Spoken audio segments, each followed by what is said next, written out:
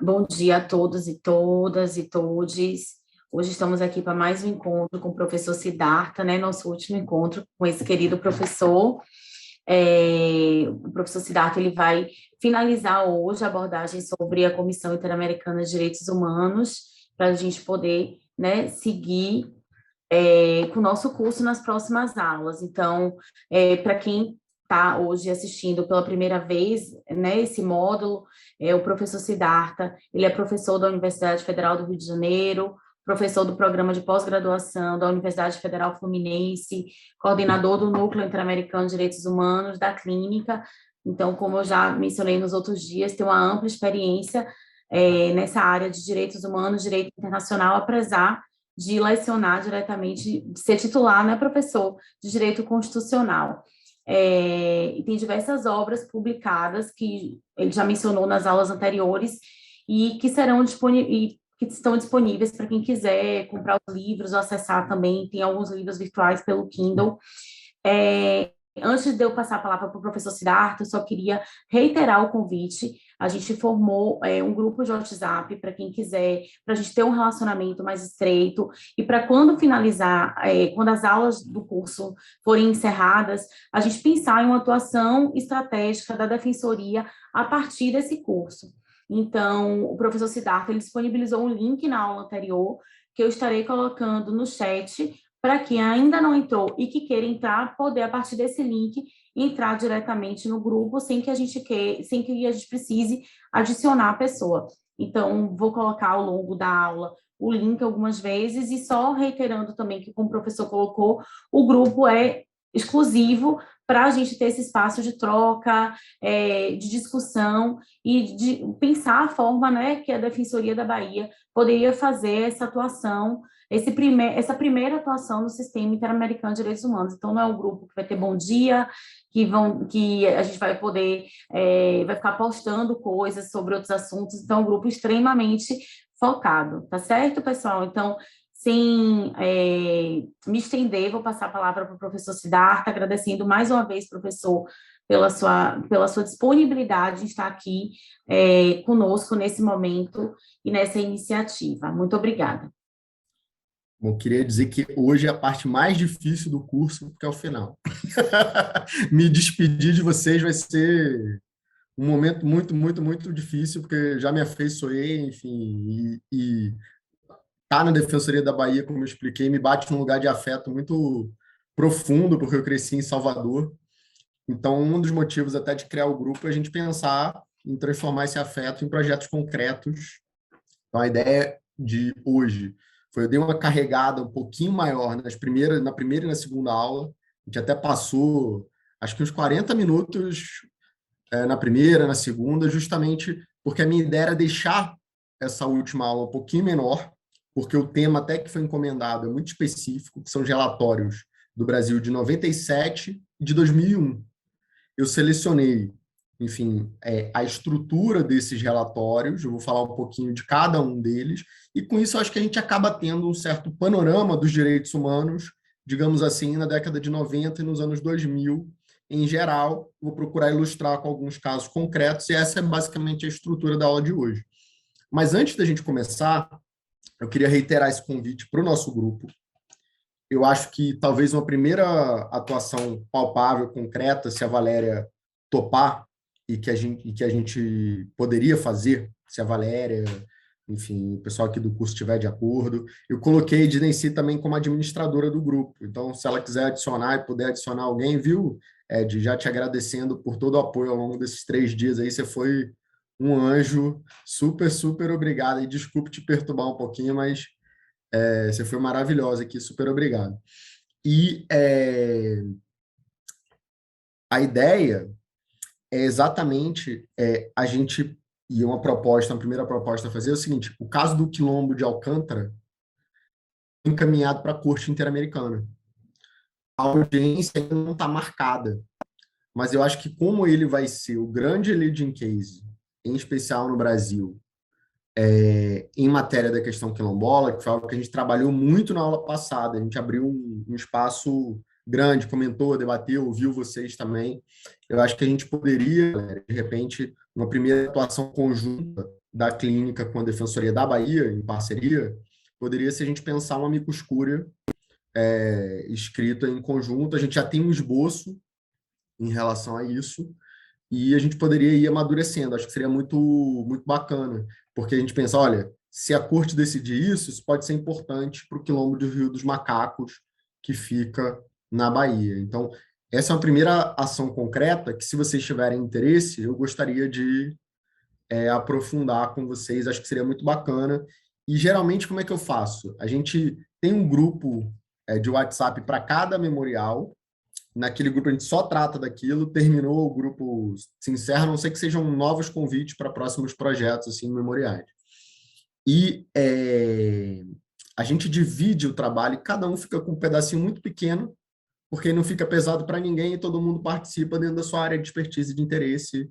E tem, assim, uma estrutura dentro da clínica que a gente vai revisando, enfim, pessoal com mais experiência até chegar a mim, e eventualmente a gente convida algum professor para colaborar. Por exemplo, nesse caso, a gente chegou a entrevistar o Danilo Cerejo, que tem 2 livros sobre a questão quilombola no Brasil, ele deu várias dicas, e é um ativista que mora dentro do Quilombo de Alcântara. Então, a gente aprendeu bastante. Esse diálogo também com quem está sendo afetado diretamente, acho que é fundamental, imprescindível, para que a gente, na tentativa de ajudar, não atrapalhe no litígio estrutural. Então, esse é um primeiro projeto, e eu acho que a gente, trabalhando, fazendo isso junto, pode estimular que no futuro, de repente, vocês façam de forma autônoma, sem prejuízo. Se quiser fazer com a gente faz, mas para mim, assim, eu não tenho esse apego, esse ciúme. Eu acho que quanto mais gente trabalhando com o sistema interamericano é bom, que divulga, difunde o padrão, protege os direitos humanos. A Defensoria já faz isso em milhares de casos, e também tem um influxo dessas decisões do sistema interamericano no plano interno, acho que é bacana demais. Então, acho que esse é um primeiro projeto concreto que a gente poderia pensar em conjunto. E um segundo projeto que eu pensei também foi o seguinte: eu falei com vocês que eu dei um curso na AGU, foram 10 aulas, lá a gente chegou a fazer o julgamento simulado, e um dos produtos foi um livro que está até esgotado, a gente não fez uma nova edição, sobre direitos humanos na prática interamericana. A gente pegou todos os casos brasileiros e cada aluno resumiu em 5 páginas. Então, aqui nós somos 1, 2, 3, 4, 5, 6, 7, 8, 9, 10. Só que tem muita gente que veio da outra vez, enfim, que não veio dessa. E eu fiz uma lista, e eu queria propor para vocês que a gente organizasse um livro, até considerando as resoluções do CNJ. Nossa, que legal, você tem.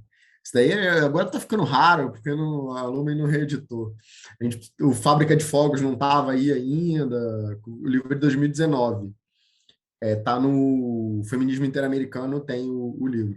E aí eu queria que a gente, de repente, se vocês topassem, a gente, viu, Valéria? Acho que como você que organizou o curso, faria sentido, se for possível. Aí tem a questão interna da escola, que eu não sei como é exatamente, mas a gente poderia organizar um livro junto, e a minha proposta é que a gente agrupasse os casos de direito antidiscriminatório. E por quê? Além do cumprimento das decisões da Corte Interamericana, a resolução do CNJ 423 também tem enfatizado isso, e eu acredito que esses temas de igualdade racial, de discriminação LGBT e outros são fundamentais nesse momento. E os casos baianos, que a gente trabalhou aqui no curso, Fábrica de Fogos, o Quilombo de Rio dos Macacos, e, em alguma medida, um pouco menos, mas também problematizou a liberdade de expressão na aula passada, o desacato, a partir dessa questão racial. Acho que os casos baianos têm a ensinar de forma precursora para a própria jurisprudência da Corte no plano interno a ideia de interseccionalidade aplicada à realidade brasileira, porque é uma teoria da Kimberly Crenshaw. Eu conversava essa semana, Valéria, com o advogado do grupo GLE10, que chama Rodney. O GLE10, ele é coordenado pela Sueli Carneiro. Teve uma reunião ontem aqui no Rio, de uma ONG chamada Race and Equality, E eles me convidaram para participar dessa reunião. Até quem estava lá foi a Margarete May Macaulay, que é vice-presidente da comissão. Aí eu falei, meu, Rodney, você tem que me colocar nisso, eu tenho que dar um abraço nessa mulher, essa mulher eu sou muito fã, porque ela foi juíza da Corte Interamericana que criou os casos, os leading cases de gênero, e ela é vice-presidente da comissão hoje. Então, assim, eu tirei até uma selfie, Valéria, você acredita que eu paguei esse mico? De tão fã que eu sou. Mas eu estava falando com o Rodney que o trabalho do GL10 de uma vida, em termos de direito antidiscriminatório, ele foi o advogado que 20 anos atrás levou o caso Neuza dos Santos, por exemplo, que foi encaminhado para a corte recentemente. Então ele falou, olha, é importante que vocês façam um memorial nesse caso, porque olha o que aconteceu com eles. O caso foi enviado quase 20 anos atrás, enfim, do nada, digamos assim, a comissão mandou para a corte e a comunicação foi só por e-mail, caiu no spam e eles não fizeram o chamado DPAP. Lembra que na primeira aula eu falei do procedimento? Tem que fazer os escritos de prova, etc. Então, eles estão reclamando que essa comunicação precária, que o prazo deles sejam devolvidos. Então, acho que até para fortalecer essa luta, e é o primeiro caso de racismo direto, porque no Fábrica de Fogos ainda tem uma ideia de a pobreza estrutural e o impacto desproporcional no sistema trabalhista. Aqui não. A Neuza não foi contratada por uma empresa por ser negra. E contrataram, depois de dizer para ela que não tinha vaga, uma mulher branca. Então tem uma discriminação direta aí. Então esse caso é super importante para o Brasil, porque nem no caso Fazenda Brasil Verde, trabalho escravo, que a gente falou também na aula passada, isso foi objeto de atenção. Então, esse memorial, a gente já fez um esboço, a gente fez um julgamento simulado no ano passado. Se vocês quiserem se engajar com a clínica também, para a gente fazer junto esse memorial do Neuza dos Santos, vai ser um prazer também contar com reforços aí de vocês. Mas eu queria que a gente conversasse com o GL10, se a Valéria estiver de acordo. Você me diz aí se você topa. Eu falei que ia conversar com vocês, mas eu acho que esse livro poderia ser organizado, de repente, sei lá, eu, você, o Rodney, a gente pede uma apresentação, um prefácio, acho que do presidente da escola, o Clérisson, né? Acho que seria bacana.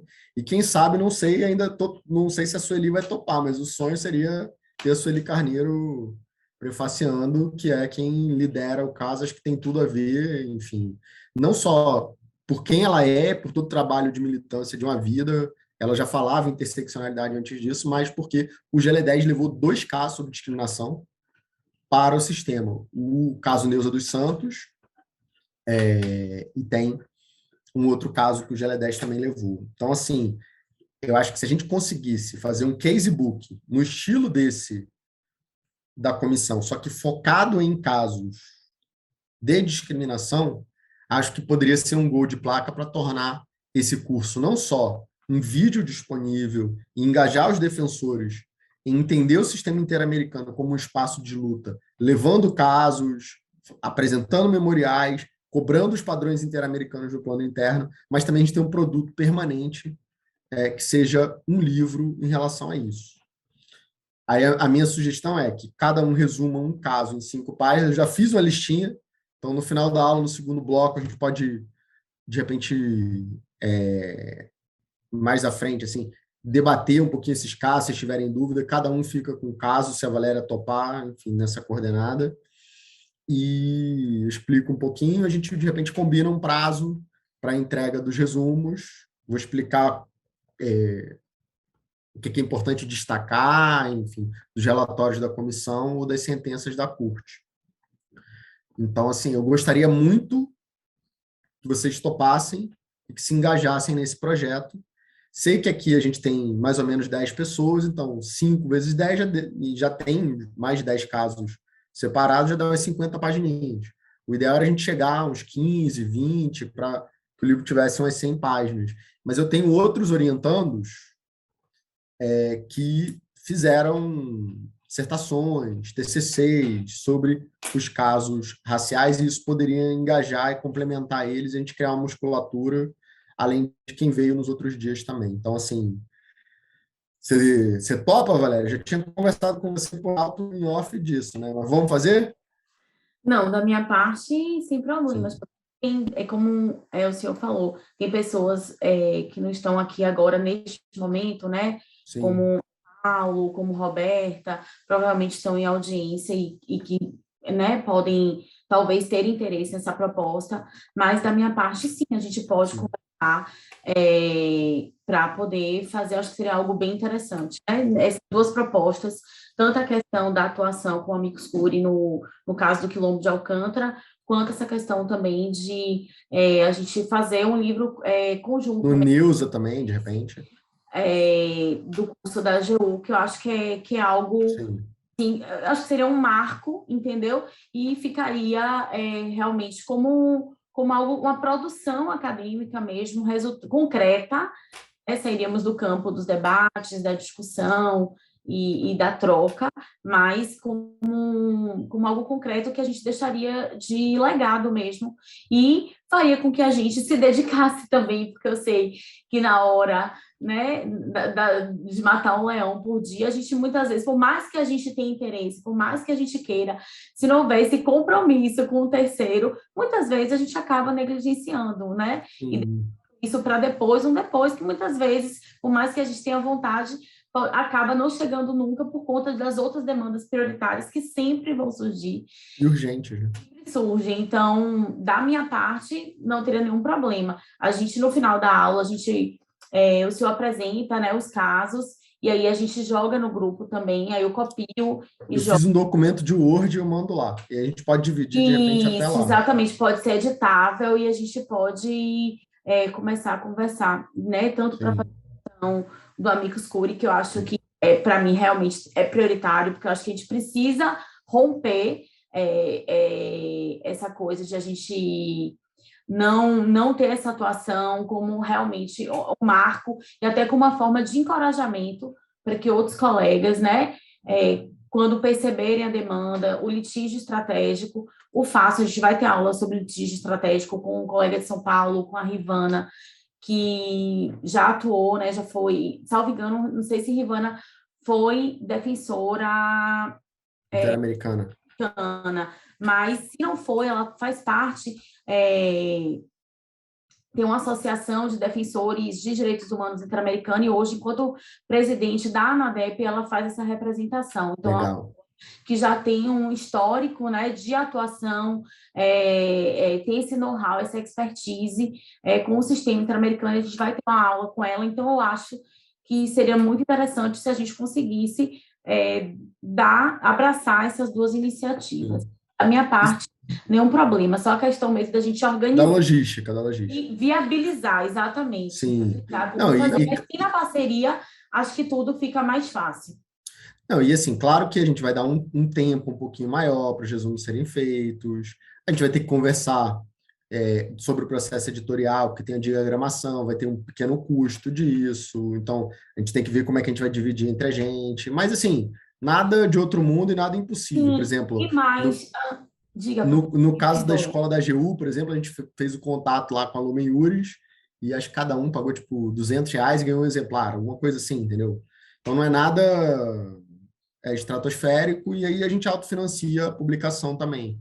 Então a gente pode ver como fazer isso também. Então, isso daí depois a gente pode marcar um dia e a gente conversa assim bem detido e focado nesse tema. E acho que é importante também, assim, a gente senta, faz uma revisão do texto, padroniza o estilo. Então, por exemplo, sempre que for resumir o caso, o fato é importante, não só a decisão. Acho que ter um texto mais corrido, pode ter uma citação ou outra mais importante, mas ter um texto mais autoral, focar em cada artigo que foi violado. Lembra que na primeira aula e na segunda eu falei que geralmente a comissão e a corte segue a ordem que aparece o direito na Convenção Americana? Então, manter essa ordem e, no final, uma apreciação crítica breve. Mas eu acho que esse olhar descritivo do resumo do caso blinda um pouquinho a gente e também difunde o padrão interamericano. Então, prestar atenção em quem peticionou, quanto tempo durou na comissão, naquele procedimento que a gente atuou, olhar cada um dos documentos, tem relatório de admissibilidade, tem relatório de mérito, tem a cautelar na comissão, quer dizer, tem uma sentença, tem supervisão de cumprimento da sentença, tem medida provisional na corte. A gente falou na linha do tempo, lá no procedimento, de cada uma dessas espécies decisórias. Então, assim, atentar também para a forma que é importante. E adotar a perspectiva crítica. Por exemplo, ontem mesmo, lá na reunião com o Rodney, eu conversava com a Elaine, que fez um trabalho de especialização sobre racismo no sistema interamericano. Ela é professora do município aqui. Ela falava, olha, no caso Favela Nova Brasília, foi algo até que fiquei refletindo com ela. Tipo, o reconhecimento da interseccionalidade veio diluída na questão da pobreza estrutural e ela não veio reconhecida de forma apartada como uma indenização autônoma, de repente para um fundo. Então, ela criticava isso e ela fez o trabalho de conclusão dela pela Escola de Magistratura exatamente sobre isso. Então, assim, achei incrível a crítica que a Elaine fez. Então, assim, o bom de ter um livro com os casos também é a gente ter esse olhar até para contribuir para que o padrão interamericano se torne ainda mais protetivo. Então, acho que isso também é um trabalho que a gente faz, mas eu acho que difundir esse padrão é fundamental, porque conversava com outro orientando meu, que é defensor público, ele falava que não tem nenhum manual de direito constitucional de um defensor público. Então, a gente sabe que promotores e procuradores têm alguns manuais, Novelino, por exemplo, o Barroso foi procurador do Estado, tem um manual, então, assim, advogados, mas essa visão defensorial, um foco no vulnerável, acho que é diferente. O fato de, por exemplo, nenhum manual ter esse diálogo mais intenso com os casos do sistema interamericano é representativo também dessa lacuna, porque eu acho que vocês são muito mais sobrecarregados do que outras carreiras em termos de volume de trabalho. E como eu estou de fora, eu posso falar com isenção, assim. Então, isso também é representativo disso, dessa reconstrução que a Defensoria vem fazendo, até em termos de carreira, de investimento. Enfim, agora que a Defensoria do Rio fez um convênio com o mestrado da UF, tem uma turma 100% de defensores. Eu até conversei lá com o Pedro, que é o nosso coordenador, para a gente pensar, de repente, não sei, num convênio, pensar no mestrado.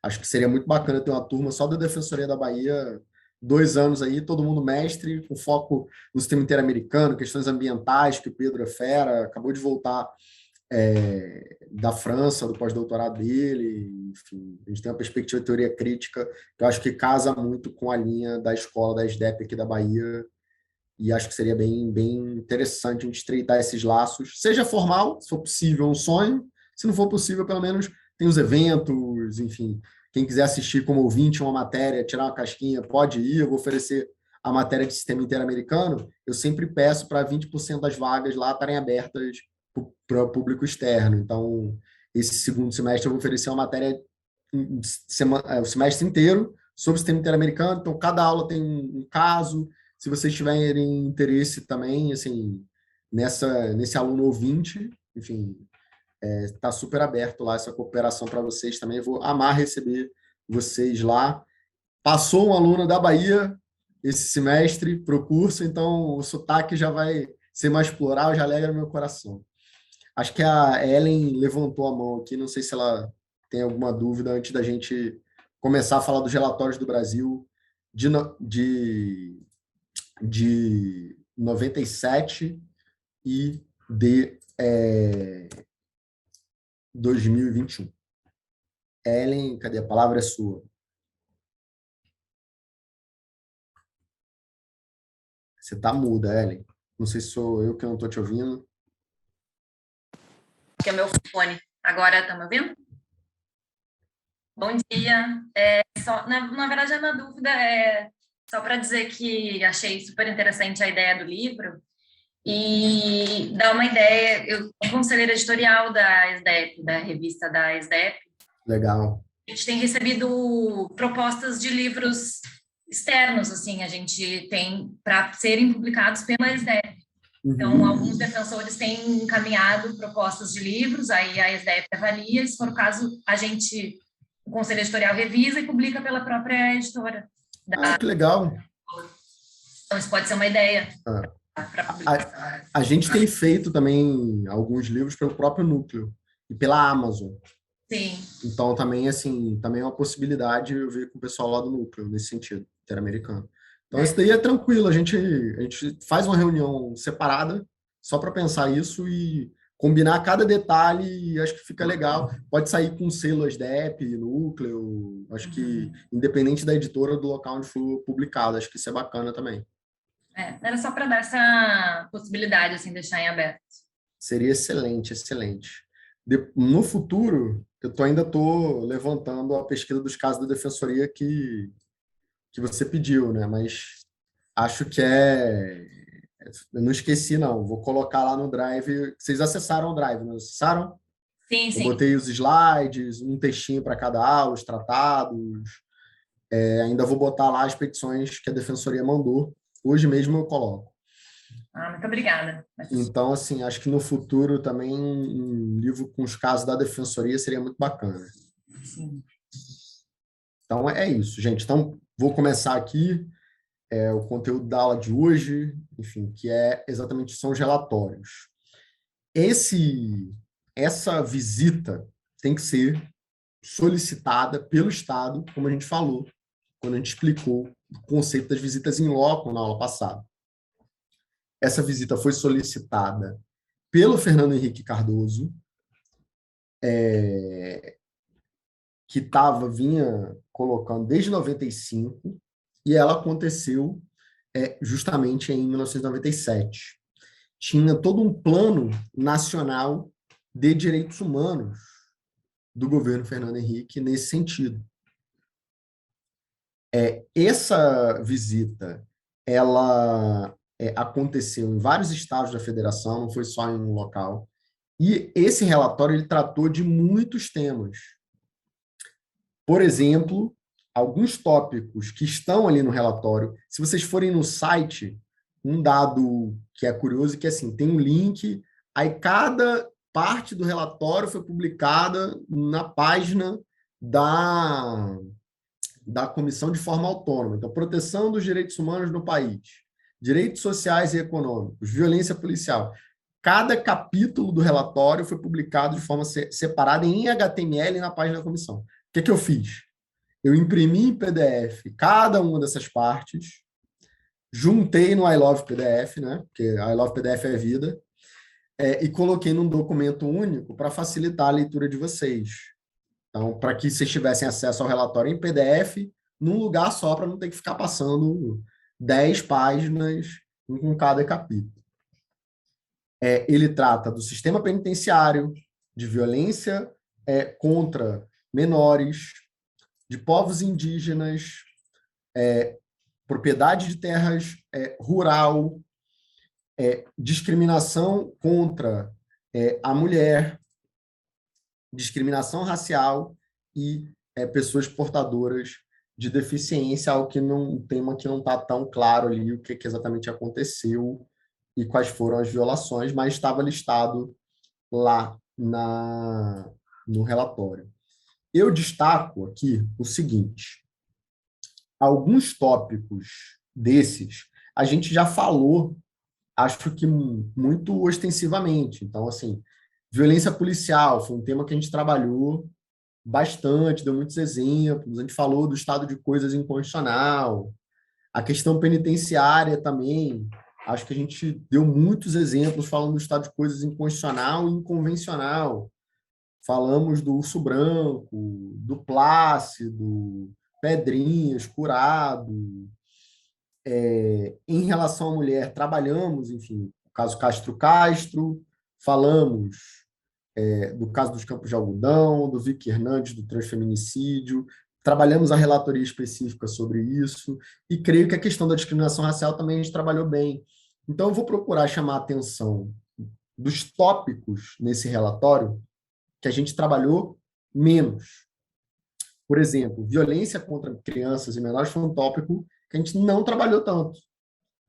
Então, até é uma forma também de a gente dar uma esticada um pouquinho na aula dos relatórios, das relatorias temáticas e dos casos concretos, para a gente conhecer um pouco mais a produção da comissão e da corte. E, é claro, eu dei prioridade aos casos que foram citados expressamente no relatório de 97. Então, eu gosto, como vocês sabem, muito de trabalhar com caso concreto, né? Não é à toa que meu grupo de pesquisa chama Casoteca, eu já organizei um monte de casebook, estou propondo para a gente fazer outro casebook junto. Então, assim, acho que esse trabalho com caso, até para a atuação prática de vocês, é fundamental, imprescindível. Então, vou procurar enfatizar tanto o direito das crianças quanto propriedade de terra e trabalhadores rurais também, que eu acho que foi algo que a gente falou um pouquinho menos. E nesse sentido, acho que a violência no campo é um dado muito presente nesse relatório. Tem um livro dessa época que chama Na Linha de Frente, tem uma ONG que chama Frontline, e o James Cavallaro, que presidiu e fundou a CEGIL aqui no Brasil, ele mostra o assassinato de defensores de direitos humanos, e a maior parte deles eram pessoas que defendiam a reforma agrária, como, por exemplo, o José Rainha, ou ainda violações aos trabalhadores mais pobres que sofriam com um processo de escravidão que se chama na literatura de trabalho escravidão moderna, ou por dívida. Então, esse caso, que foi um caso de solução amistosa, que a gente também usou como exemplo em uma das aulas, ocorreu em 89 na Fazenda Espírito Santo. O José Pereira estava trabalhando em condições análogas à de escravo, e trabalhadores militares, eles encontravam os trabalhadores e devolviam para a fazenda, então, cooperando para manter aquele estado de uma escravidão moderna. Então, o que a corte falou, olha, é preciso reverter essa situação que está acontecendo no Pará e que tem a ver também com essa discriminação estrutural. Teve todo um trabalho de visita a essas fazendas de algumas ONGs, em especial a Claden, professora Flávia Piovesan, que depois se tornou comissionada, trabalhou nessa ONG e chegou a atuar nesse caso. Então, esse caso, José Pereira, é um caso da comissão, está mencionado no relatório nesse cenário de violência no campo e que é super importante. Mas não é um caso isolado. Durante essa visita em loco, por exemplo, a gente viu também o assassinato do João Canuto, em 98, justamente porque ele era presidente do Sindicato dos Trabalhadores Rurais de Rio da Maria de 85. A corte reiterou essa violação ao acesso à justiça, a ausência de investigação, processo e julgamento e responsabilização dos envolvidos. Outro dado que a gente nota nessa violência do campo é que tem um processo de profunda intimidação física e moral dos sindicalistas. Então, sempre que os trabalhadores rurais tentam se organizar e lutar por essa reforma agrária, por uma distribuição de terra, muitas vezes não são só defensores de direitos humanos a partir de ONG. Líderes sindicais também são considerados defensores de direitos humanos no padrão interamericano. E essa eliminação fragiliza não só e viola não só o direito à vida, mas a própria liberdade de reunião, que está na Convenção Americana, e a própria liberdade sindical. E eu chamo atenção aqui para isso, e para a defensoria, porque lembram que a gente falou que teve uma virada mais recente da jurisprudência, mostrando uma proteção e um apelo maior de forma autônoma dos direitos sociais, em especial a partir do artigo 26, e que o caso Trabalhadores da Fábrica de Fogos era emblemático dessa maior atenção da comissão e da corte na proteção de direitos sociais de forma autônoma. Tem uma opinião consultiva em aberto na corte sobre liberdade sindical e quais são os padrões.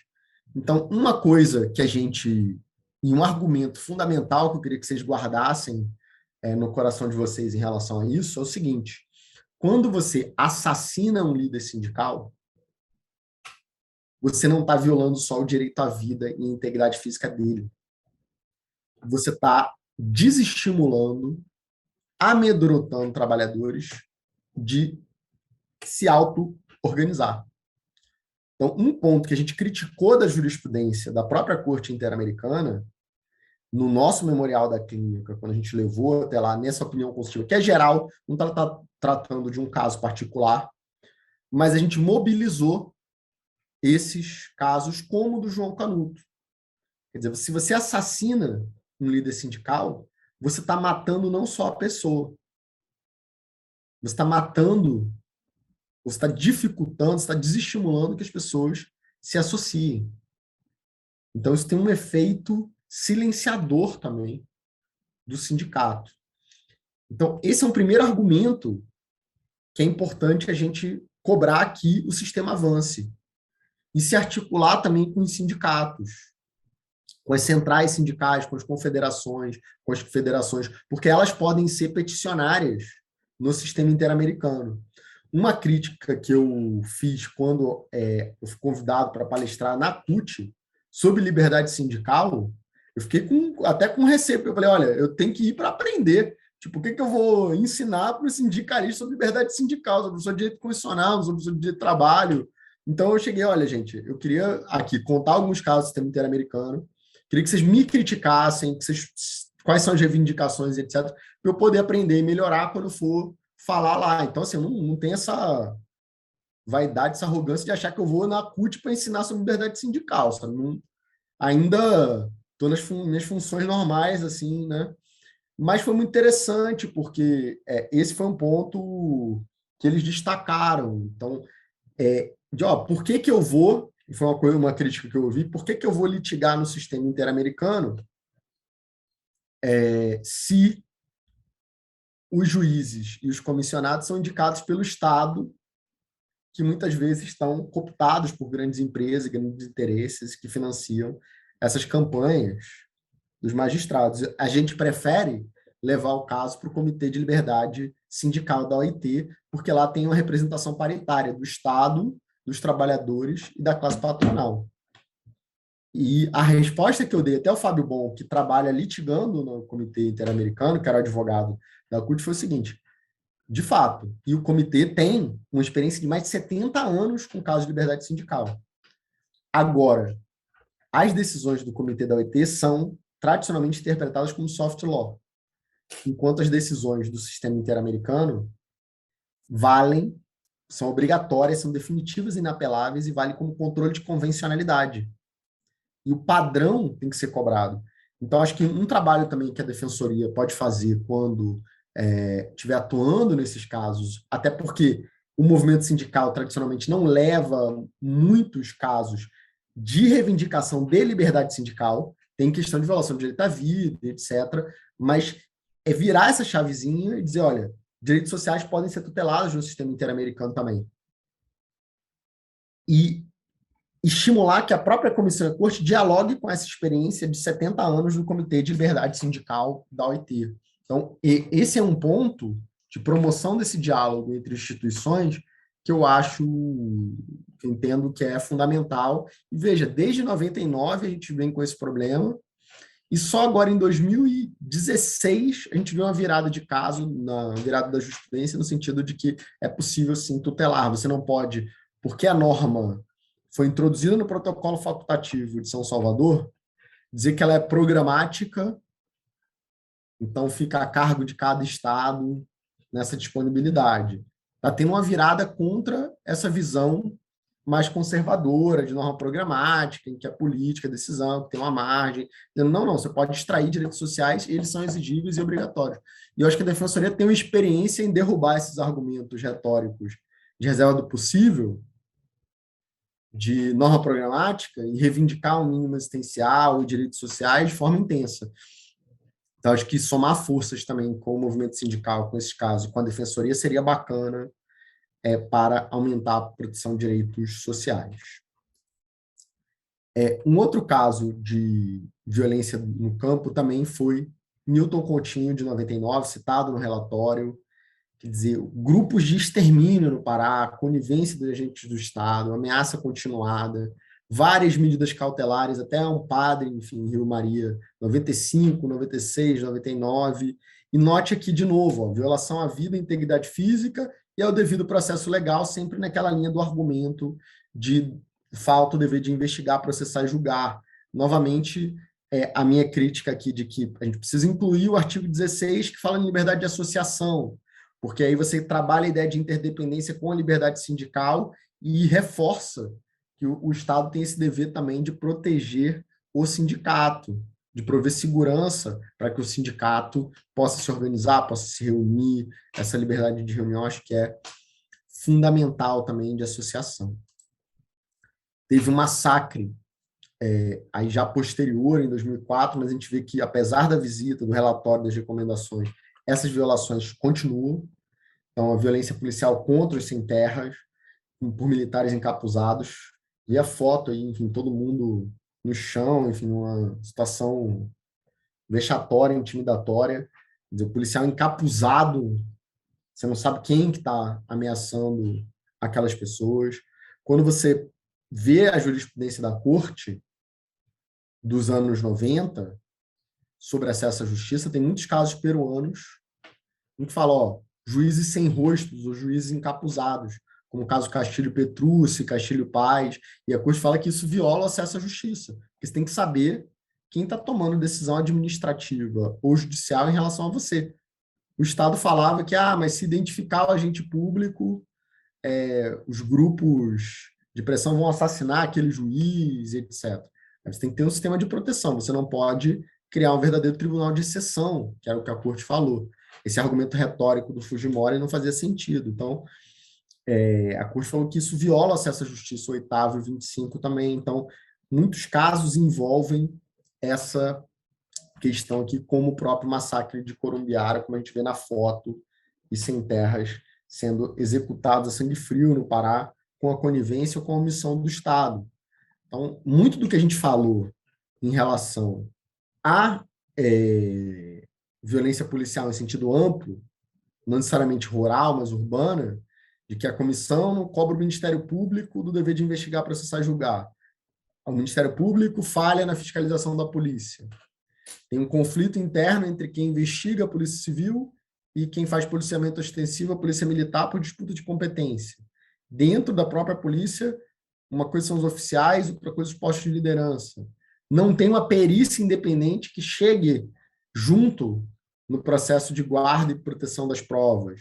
Então, tudo isso gera um litígio estrutural entre os órgãos de proteção de direitos humanos e uma falha na fiscalização. Então, vocês estão acostumados no dia a dia a defender direitos humanos, enfim, contra as acusações do Ministério Público. Então, assim, isso gera uma dificuldade também, e esse ciclo aqui. Não é à toa que o MST já levou inúmeros casos para o sistema interamericano. Só, enfim, casos brasileiros, você tem pelo menos uns 4 ou 5 lá na comissão. Isso é bastante, porque geralmente os peticionários levam 1. Se você não é CGU ou Justiça Global, geralmente é 1 ou 2. O GE10 levou 2, é muito. Então, assim, acho que também um ponto importante para dialogar, em especial porque na Bahia a gente vê esses conflitos também agrários, em especial envolvendo a população quilombola, seria buscar parceiros nesse processo das litigâncias, da litigância estratégica, que vocês vão ter uma aula posteriormente, enfim, com as ações civis públicas, pensar não só em proteção de direito individual, defensor de direitos humanos que está sendo ameaçado, mas também em transformação desse padrão institucional, gerar um significado compartilhado na proteção de direitos diferente. E muitas vezes você levar ao caso até a comissão dá visibilidade e também faz parte dessa litigância estratégica. Se vocês quiserem, tem um livro da Évora Lucy, que é Litigância Estratégica no Sistema Interamericano. É muito bom, orientado pelo professor André de Carvalho Ramos. A dissertação está disponível na USP, mas o livro é muito bom, vale muito a pena. Quando a gente estava fundando nossa clínica, a gente resumiu esse livro e o livro da Camila Koch sobre judicialização na comissão. E a gente vai ver exatamente esse efeito bumerangue. Você joga um caso até o sistema, aquilo gera um poder de envergonhar as instituições que estão sendo notificadas e divulgadas em relação àquilo, e você constrange para gerar uma mudança de padrão institucional e social. Então, entender o sistema interamericano também como esse espaço de luta é fundamental, e nesse caso, acho que a gente vive um momento muito preocupante, porque no plano de governo do atual presidente, tinha lá transformar a invasão de propriedade em terrorismo. Então, assim, isso já foi tentado no Peru, se transformar em terrorismo. Então, tinha um ataque direto do Fujimori a grupos de esquerda, por exemplo, o Tupac Amaru, o Sendero Luminoso e outros. Então, isso gerou uma série de condenações porque gerou uma espiral de violência.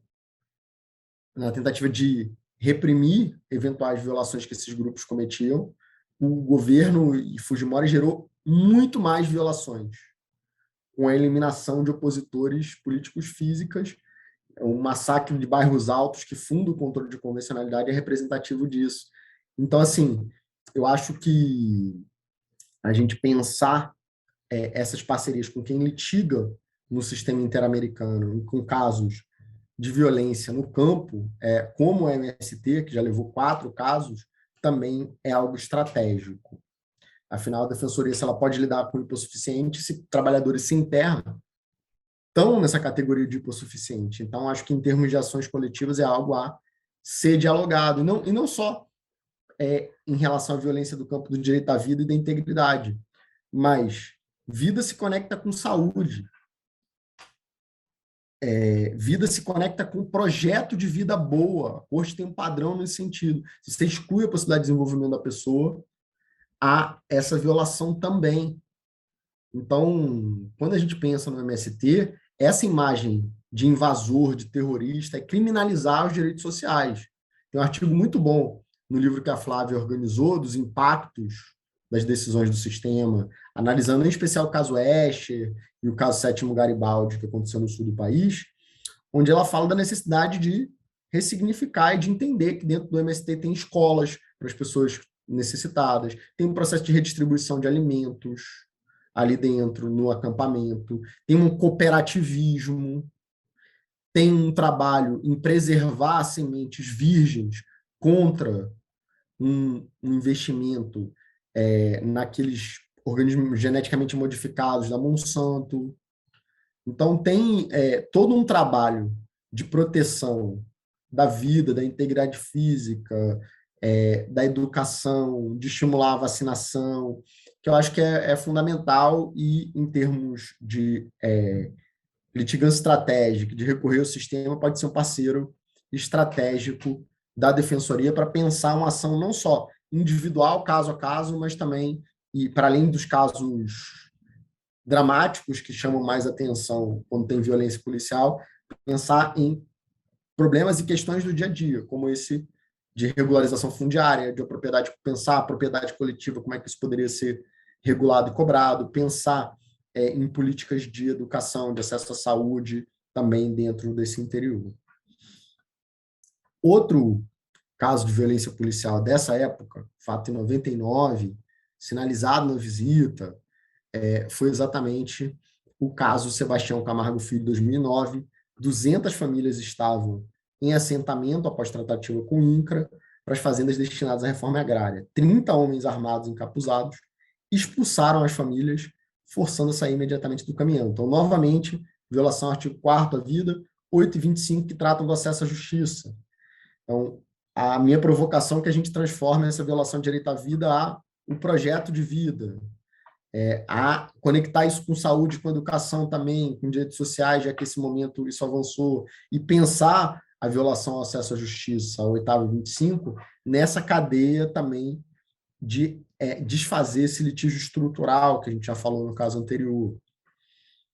O caso Escher é, sem dúvida, um dos mais famosos. Ele foi para a Corte Interamericana, teve monitoramento, então, relatório da comissão de 2017, note que o problema continua, 2007, desculpa, remetido para a Corte em 2007, sentença em 2009, e os fatos ocorreram lá no Paraná. Então, esse processo de criminalização do movimento social. Olha o que aconteceu nesse caso. E veja como a liberdade de associação foi violada. É até algo curioso, né? Porque a gente tem poucos livros sobre liberdade de associação no país, com a perspectiva de direitos fundamentais. Geralmente, os exemplos que a gente vê são aqueles de tem que respeitar os direitos fundamentais das relações privadas, a expulsão do músico na União de Compositores dos Músicos, o devido processo legal incide direto e imediatamente. Tipo, geralmente os exemplos são um pouco esses, e a cobrança da contribuição sindical. Mas eu acho que esse caso, Escher, ele traz à tona outros dilemas de como é difícil você gerir uma associação, e o MST é isso, enfim, a finalidade não é lucrativa, mas é de cooperação, e o que aconteceu foi que a polícia militar instalou um grampo numa associação, a pedido do juiz, da juíza, num núcleo deles, telefônico, etc., um gabinete que era centralizado, e ela atingiu não só uma associação, mas várias outras associações do MP que eram atendidas por esse gabinete. E o que a corte falou foi o seguinte: olha, isso viola a liberdade de associação, porque a polícia militar não é polícia investigativa. Então, ela não pode utilizar esse grampo dentro da associação.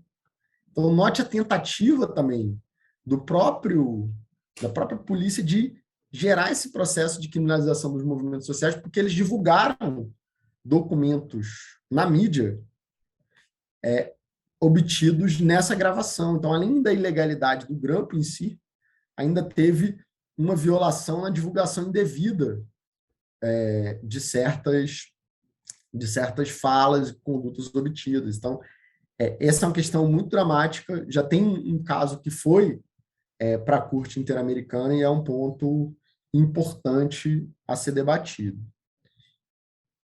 E ainda, o caso Sétimo Garibaldi, ocorrido em 98, também a tentativa de despejo extrajudicial de 70 famílias. Acho que nesse momento de pandemia a gente viu muitas famílias ficarem sem ter onde morar, com uma hipossuficiência extrema. A gente tem casos de ocupações irregulares. Eu mesmo, quando era estagiário aqui no Rio de Janeiro, cheguei a trabalhar num caso que foi o seguinte: o governo botou um cinturão verde em torno da Rocinha, com a alegação de proteger a Mata Atlântica, mas, na verdade, aquilo me parecia muito mais um muro, quase, não vou dizer um muro de Berlim, mas, enfim, uma cortina ali muito discriminatória também. E, assim, desapropriações, e eu fui lá na Rocinha, enfim, senhora que trabalhava como empregada doméstica, que a gente estava atendendo pro bono, querendo a companhia do Estado querendo desapropriar de boca a casa dela. Já pensou?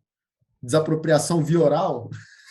Não existe isso. Tem que ter um decreto declarando área de interesse público, uma proposta solene do valor da indenização prévia e justa. Tem todo um procedimento, é uma violação bárbara. Então, muitas vezes isso acontece também. A ocupação de áreas ambientais, ou de áreas mais pobres, ou de áreas que são bens públicos, que não podem ser usucapidos, mas tem a discussão da concessão real de uso. Então, acho que esse caso Sétimo Garibaldi, quando o MST invade e protesta contra uma fazenda improdutiva, reivindicando essa redistribuição e essa função social da propriedade, que é reconhecida pela Corte, apesar da Convenção Americana trabalhar na dimensão individual, expressamente, o que aconteceu nesse caso? Policiais militares encapuzados vieram intimidar esse grupo de manifestantes e deram um tiro na perna do Sétimo Garibaldi. Ele veio a falecer por uma hemorragia na mesma semana. E esse caso aconteceu em mais ou menos assim, 20 de novembro de 98. E o Brasil aceitou a jurisdição da Corte Interamericana, se eu não estou enganado, em 10 de dezembro de 98. Foi mais ou menos por aí. Poucos dias antes, o fato que levou à violação do direito à vida do sétimo aconteceu. Aqui eu chamo atenção para um argumento, e prestem bastante atenção nisso, porque essa argumentação é estratégica para a defensoria. Se vocês tiverem casos que esgotaram o prazo, o esgotamento das instâncias internas, veja, a violação aconteceu antes, não é um crime contra a humanidade que é imprescritível, etc., pelo menos foi a argumentação da corte, mas o que a corte entendeu? Que a falha na fiscalização de quem eram esses policiais, eles estavam envolvidos com um fazendeiro que contratava esses policiais para fazer a segurança dessa fazenda. Esse ciclo gerou uma violação ao acesso à justiça que é contínua. Então, não foi só a violação do direito à vida. Se a violação é contínua, a comissão e a corte fazem muito isso. Elas reconhecem a violação ao acesso à justiça e isso permite que ela tenha jurisdição para apreciar os casos, ainda que tenham acontecido antes do aceite da jurisdição. Então, esse é um argumento estratégico para violações anteriores ao aceite, porque é como se fosse aquela ideia do crime contínuo. Então, assim, ele entra, digamos assim, na jurisdição da corte, que é posterior. Então, o caso sétimo, acho que pode ser estratégico para, eventualmente, embora já tenham passado 20 anos do aceite da jurisdição, muitas vezes os casos se arrastam por décadas, a gente sabe disso, pode ser um argumento de defesa bem interessante para reivindicar a proteção de direitos contra o Estado. Fazenda Brasil Verde, acho que é um caso extremamente emblemático, relatório de mérito 2011, a sentença da Corte 2016. Esse caso, a Corte falou de pobreza estrutural também, falou de trabalhadores que saíam do Maranhão até o Pará, até essa fazenda, que eram, não é que eles saíam autonomamente, mas que eles eram levados até essa fazenda pelos chamados gatos. Dentro da fazenda tinha olheiros que ficavam com os documentos desses trabalhadores. Esses gatos, que era o nome dessas espécies de fiscais, enfim, do dono da fazenda, eram armados, enfim, então impedia essa saída, essa liberdade de ir e vir. E o que a corte reconheceu aqui, a Corte Interamericana, foi, pela primeira vez, a existência de trabalho escravo nessa fazenda, Brasil Verde.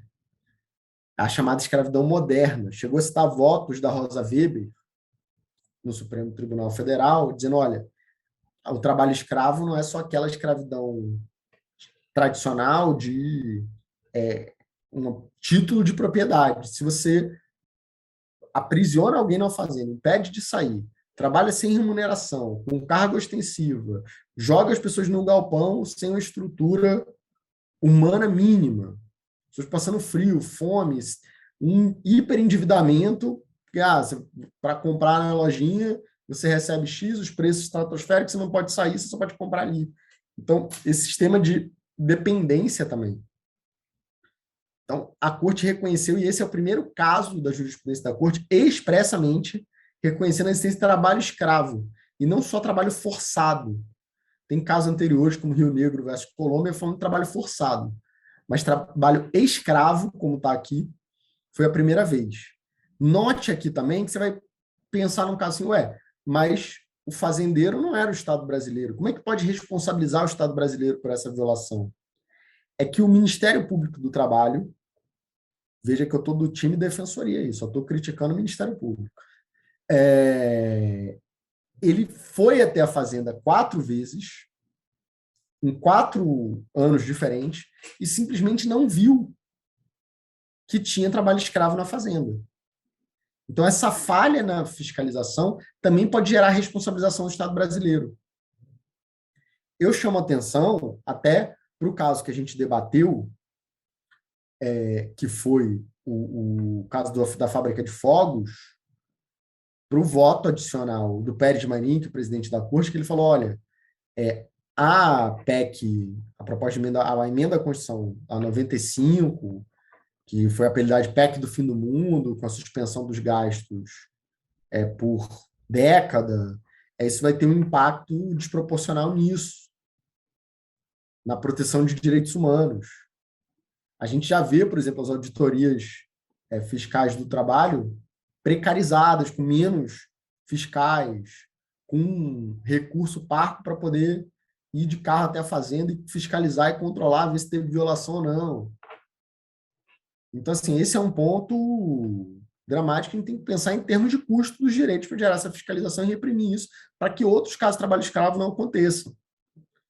Eu sempre que eu posso, eu gosto de fazer um paralelo com algum filme, algum documentário Netflix, acho que humaniza e desperta para a questão que eu acho que é importante.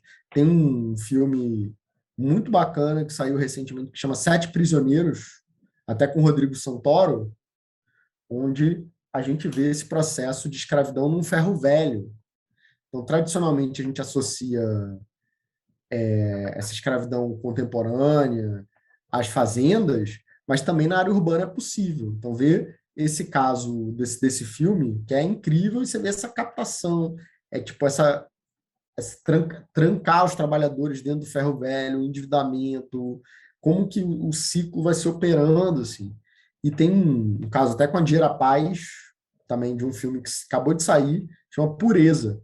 Ela buscando o filho dela que foi escravizado. Então, acho que esse é um tema que, embora seja o primeiro e único caso da Corte Interamericana, na comissão a gente viu o Zé Pereira, mas na Corte é o primeiro e único, é o caso Fazenda Brasil Verde.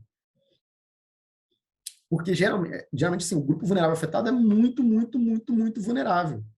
Então, se a defensoria e outros casos não atuarem, levando, impulsionando isso para o sistema, levando o caso até a comissão, empurrando o caso dentro da comissão até a corte, acho que é muito, muito, muito, muito difícil.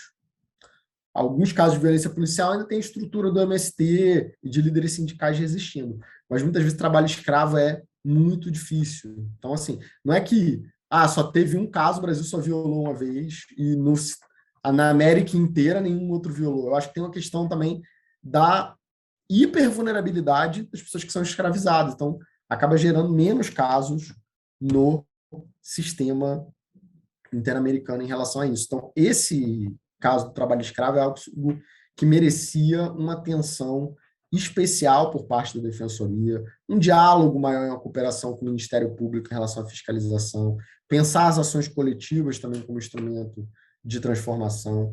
Esse é um caso que foi levado pela CEGIL, que é o Centro de Estudos do Direito Internacional. Então, até quem escreveu nesse livro, viu, Valéria? Foi o Cláudio Cerqueira e a Tainá Mamed, no livro dos casos do Brasil, analisando esse caso. O Cláudio foi o estagiário que trabalhou no caso Fazenda Brasil Verde, na CEGIL. E a Tainá, ela coordenou a clínica comigo um tempo, enfim, nesse trabalho de treinar os alunos para fazerem a litigância estratégica.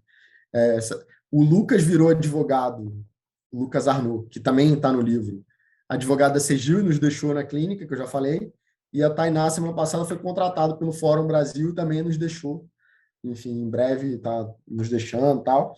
Mas a gente sempre coopera, tive com o Lucas no encontro Race and Equality também, isso é bacana, e novos alunos vão surgindo, o projeto vai crescendo. Então, tem 2 mestrandos agora, então o ciclo vai continuando, né? Então, acho que é bacana a gente olhar isso. E eu chamo atenção para esse caso ainda, que vai ganhar novos contornos, novas possibilidades. Eu imagino que em algum momento novas supervisões de cumprimento de sentença ocorram, e acho que era importante a Defensoria se organizar para atuar nesse caso, em especial a Defensoria da Bahia, porque os leading cases de interseccionalidade estão na Bahia. E esse caso, a análise não foi tão interseccional. Ele até fala da questão da raça, da questão da classe, mas eu acho que poderia ser muito mais profundo. E eu imagino que em breve esse caso vai ganhar novos contornos, porque teve a portaria do Ministério do Trabalho, que foi extinto pelo atual governo, depois voltou a ser criada, o Ministério do Trabalho, foi uma polêmica danada, mas teve uma portaria para não publicar a lista de fazendas que operavam com trabalho escravo. Então, esse é um tema que eu acho que vai ter novos desdobramentos no futuro. Percebe? Então, essa lista tem até ações no Supremo Tribunal Federal. A ação foi ajuizada até pelo Alessandro Molon, que é candidato ao Senado aqui do Rio, que deu palestra lá na UFRJ, convite do Centro Acadêmico, ajuizando contra essa portaria, dizendo, olha, isso está violando o princípio da legalidade, isso não é possível, é uma portaria nesse nível, depreciando a proteção em relação ao trabalho escravo. Então, esse é um tema que eu acho que essa portaria, em alguma medida, viola a própria decisão da Corte Interamericana. Então, em algum momento, eu acho que tem um potencial para dizer, olha, você tem que ter uma política pública de investigar, processar, julgar, criar uma estrutura administrativa que coíba o trabalho escravo. Isso está desrespeitando a coisa julgada do caso Fazenda Brasil Verde. Foi um argumento que eu não vi mobilizado na petição, mas eu acho que, tendo esse desfecho no STF, eu acho que cabia esse pedido de supervisão de cumprimento de sentença, eventualmente juntar um amicus curiae. Então, veja, se a gente tem a defensoria ali, eu acho que essa portaria até não só inconstitucional, mas ela é inconvencional. Falei isso na palestra na UFRJ que eu dei, mas com o Molon, com a desembargadora Sayonara, que é do trabalho também, desembargadora do TRT aqui, mas eu ainda não vi um movimento no sentido de ou levar uma petição nova contra o Brasil, trazendo novos casos, ou cobrar essa supervisão de cumprimento de sentença. Então, se vocês tiverem casos de trabalho escravo na Defensoria da Bahia, acho que é um tópico fundamental para que a gente possa continuar contra essa luta, porque é inaceitável que você transforme as pessoas em mercadorias. As pessoas têm dignidade, não preço. Isso viola o princípio mais básico da dignidade da pessoa humana, que a gente possa presenciar e ver. Isso é repugnante, inaceitável. Assim, isso me deixa profundamente indignado. Então, assim, acho que a gente precisa combater e se estruturar e repensar as instituições para que isso não ocorra. Fábrica de fogos a gente já trabalhou, eu botei aqui só para constar. E esse caso, Antônio Tavares, talvez seja o último caso que foi enviado para a corte. A clínica também mandou o memorial para a Corte Interamericana, já foi enviado. E aqui um dado que me chamou a atenção foi o seguinte: a audiência pública aconteceu mês passado na Corte Interamericana. Quer dizer, o Antônio Tavares foi morto, 185 trabalhadores feridos. O que aconteceu? Mais ou menos 2.000 trabalhadores pegaram um ônibus em direção à marcha da reforma agrária em frente ao prédio do INCRA, na cidade, cobrando mais reivindicações. Esses trabalhadores eles levavam legumes, verduras, levavam também machadinha, pá, foice, os equipamentos de trabalho deles, que eram expostos junto com as frutas que eles iam vender ali naquela cidade. E, como a gente sabe, um símbolo tradicional dos trabalhadores do campo é a própria foice para mostrar, eu estou trabalhando. O que aconteceu? A polícia fechou a rua, proibiu os trabalhadores de descerem dos ônibus e alegou que eles não preenchiam o requisito da manifestação pacífica e sem armas, porque ele considerou esses equipamentos de trabalho armas. O Antônio Tavares veio a falecer, ele tinha mulher, ele tinha 3 filhas, a esposa dele foi ouvida na audiência, ela ficou com depressão, ela cortou um dobrado e não teve nenhum apoio psicológico do Estado, nenhum atendimento do SUS, nenhuma pensão durante anos e anos. Depois, pagaram a pensão para um dos filhos recentemente, depois do relatório da comissão, mas ainda assim as violações persistiram.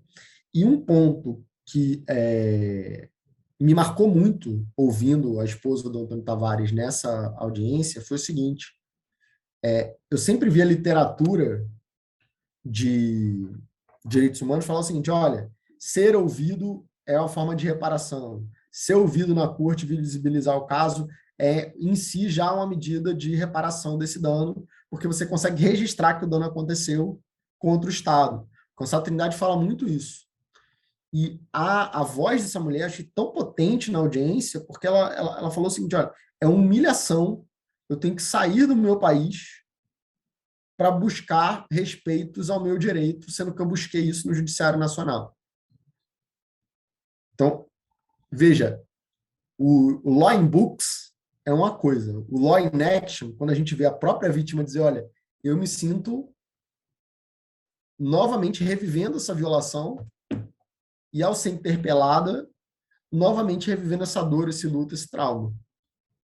E um juiz mais conservador lá da corte até perguntou, mas vocês usavam esses equipamentos, etc. Já passou o prazo de 15 dias contados da audiência, então agora não cabe mais envio de memoriais, mas o que a clínica defendeu foi, olha, a reunião, pelo fato de ter equipamento de trabalho no campo, não pode ser considerado uma reunião armada para proibir o exercício da liberdade de reunião. Então, esse embate entre a polícia e o movimento social e essa tentativa de equiparar esses protestos por reforma agrária e contra essas violações no campo a um grupo armado para silenciar essa multidão é inaceitável. E aqui, o que eu achei interessante do caso, para além do reconhecimento das violações de vida, integridade, liberdade de pensamento, liberdade de reunião, e essa violação à liberdade de reunião eu achei muito mais real, enfim, muito mais representativa do Brasil que a gente vive hoje do que os exemplos, geralmente, dos livros de direito constitucional. Provavelmente, quando vocês estudaram, foi, fila de banco não é liberdade de reunião porque tem que ter o aspecto volitivo. Não é isso? Não é esse mundo cor-de-rosa? Vocês veem no Manual de Direito Constitucional, não escrito por defensores? Ou um caso que tem um voto belíssimo do Marco Aurélio, da época do Fernando Henrique, quando se passa um decreto para proibir manifestações com megafone na esplanada dos ministérios. O Marco Aurélio tem um voto belíssimo criticando esse decreto, dizendo que é inconstitucional por violar a liberdade de reunião, que ele fala que você não pode transformar uma multidão efusiva num espectro fantasmagórico a se arrastar silencioso pela esplanada dos ministérios. Eles queriam criar um protestódromo fora ali da esplanada para quem quisesse protestar fosse fora. Pô, isso é tudo menos protesto, menos liberdade de reunião. A liberdade de reunião envolve esse incômodo para chamar a atenção em relação a uma questão. Bell Hooks diria que é ensinar a transgredir, né? Tem um pouco esse lado, assim, um lado bom da transgressão, não um lado de atentar contra os direitos, etc., mas esse lado de protesto mesmo, de insubmissão. Então, assim, esse caso eu acho que tem muito mais a ver com o Brasil real do que com esse Brasil oficial que chega no Supremo, nos casos do Supremo. Muito mais representativo. Quantos casos análogos a esse a gente vê a polícia intimidando? Quando, por exemplo, nas jornadas de junho de 2013, eu fui lá nas manifestações, eu me lembro de passar do meu lado, assim, um policial correndo, falando assim, eu vou descer o dedo na bala de borracha nesses vagabundos. E as pessoas estavam caminhando, vós, tios, famílias, enfim, crianças, pacificamente. Então, eu preciso ter um curso de formação de direitos humanos para entender que liberdade de reunião, esse protesto, é parte da vida em uma democracia. E que não deve ser criminalizado ou intimidado. Eu acho que esse olhar, instrumento de trabalho como arma, é bem evidente dessa tentativa de criminalização. Isso é um dado dos mais interessantes do caso.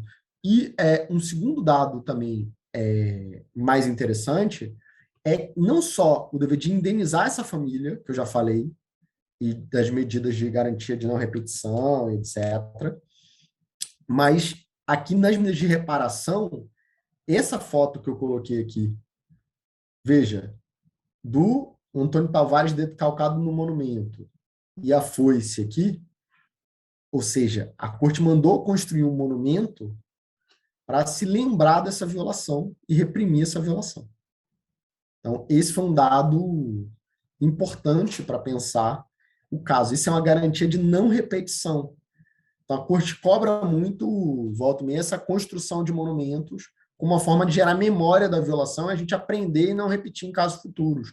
Então, isso no litígio estratégico que a defensoria possa vir a fazer é interessante também. Pensar não só a indenização individual, a indenização para fundos de direitos humanos, mas também medidas de reparação, políticas públicas, como educação em direitos humanos para as instituições, treinamentos, etc., mas também esses monumentos, essa publicação em site, a tradução da sentença, como uma forma de evitar a repetição da violação de direitos humanos. Esse caso ainda está em aberto, foi remetido para a corte, que é o caso Manuel Luiz da Silva. Esse caso estava sem braço na clínica para a gente fazer o memorial. Então, esse é um caso, se vocês tiverem interesse também, tiver braço, a gente pode pensar no memorial nesse sentido para ver o caso Manuel Luiz da Silva, um caso que envolve também o MST, abordados por agentes de segurança armados a cavalo enquanto retornavam do assentamento na estrada. Então, novamente, a questão da foice, da faca, do facão, enfim, as trocas de insultos e todo esse processo de criminalização do movimento social de violação à liberdade de reunião. Então, esse é um caso que já foi remetido para a Corte Interamericana, e veja, casos narrados desde o relatório de 97, que aconteceu lá na Paraíba. Então, novamente, as violações persistem, são sistemáticas. Então, assim, eu destaquei muito desse relatório de 97, esse caso de violência no campo. Eu queria, antes de passar para o relatório de 2001, chamar a atenção para que teve muitos casos de violência envolvendo criança também no relatório. A gente teve 2 casos aqui no Brasil emblemáticos que foram para a corte, que tiveram decisão, que foi o caso de violência na FEBEM, que é atualmente a Fundação Casa, em São Paulo. Esse caso gerou o assassinato de 3 jovens, assim, enfiaram camisa goela abaixo, outro com tiro nas costas, outro arremessado do telhado. São casos assim dramáticos na FEBEM de São Paulo. E essa é uma prática muito comum dessa época, muito difundida. O relatório narra muito esse assassinato de crianças e meninos de rua.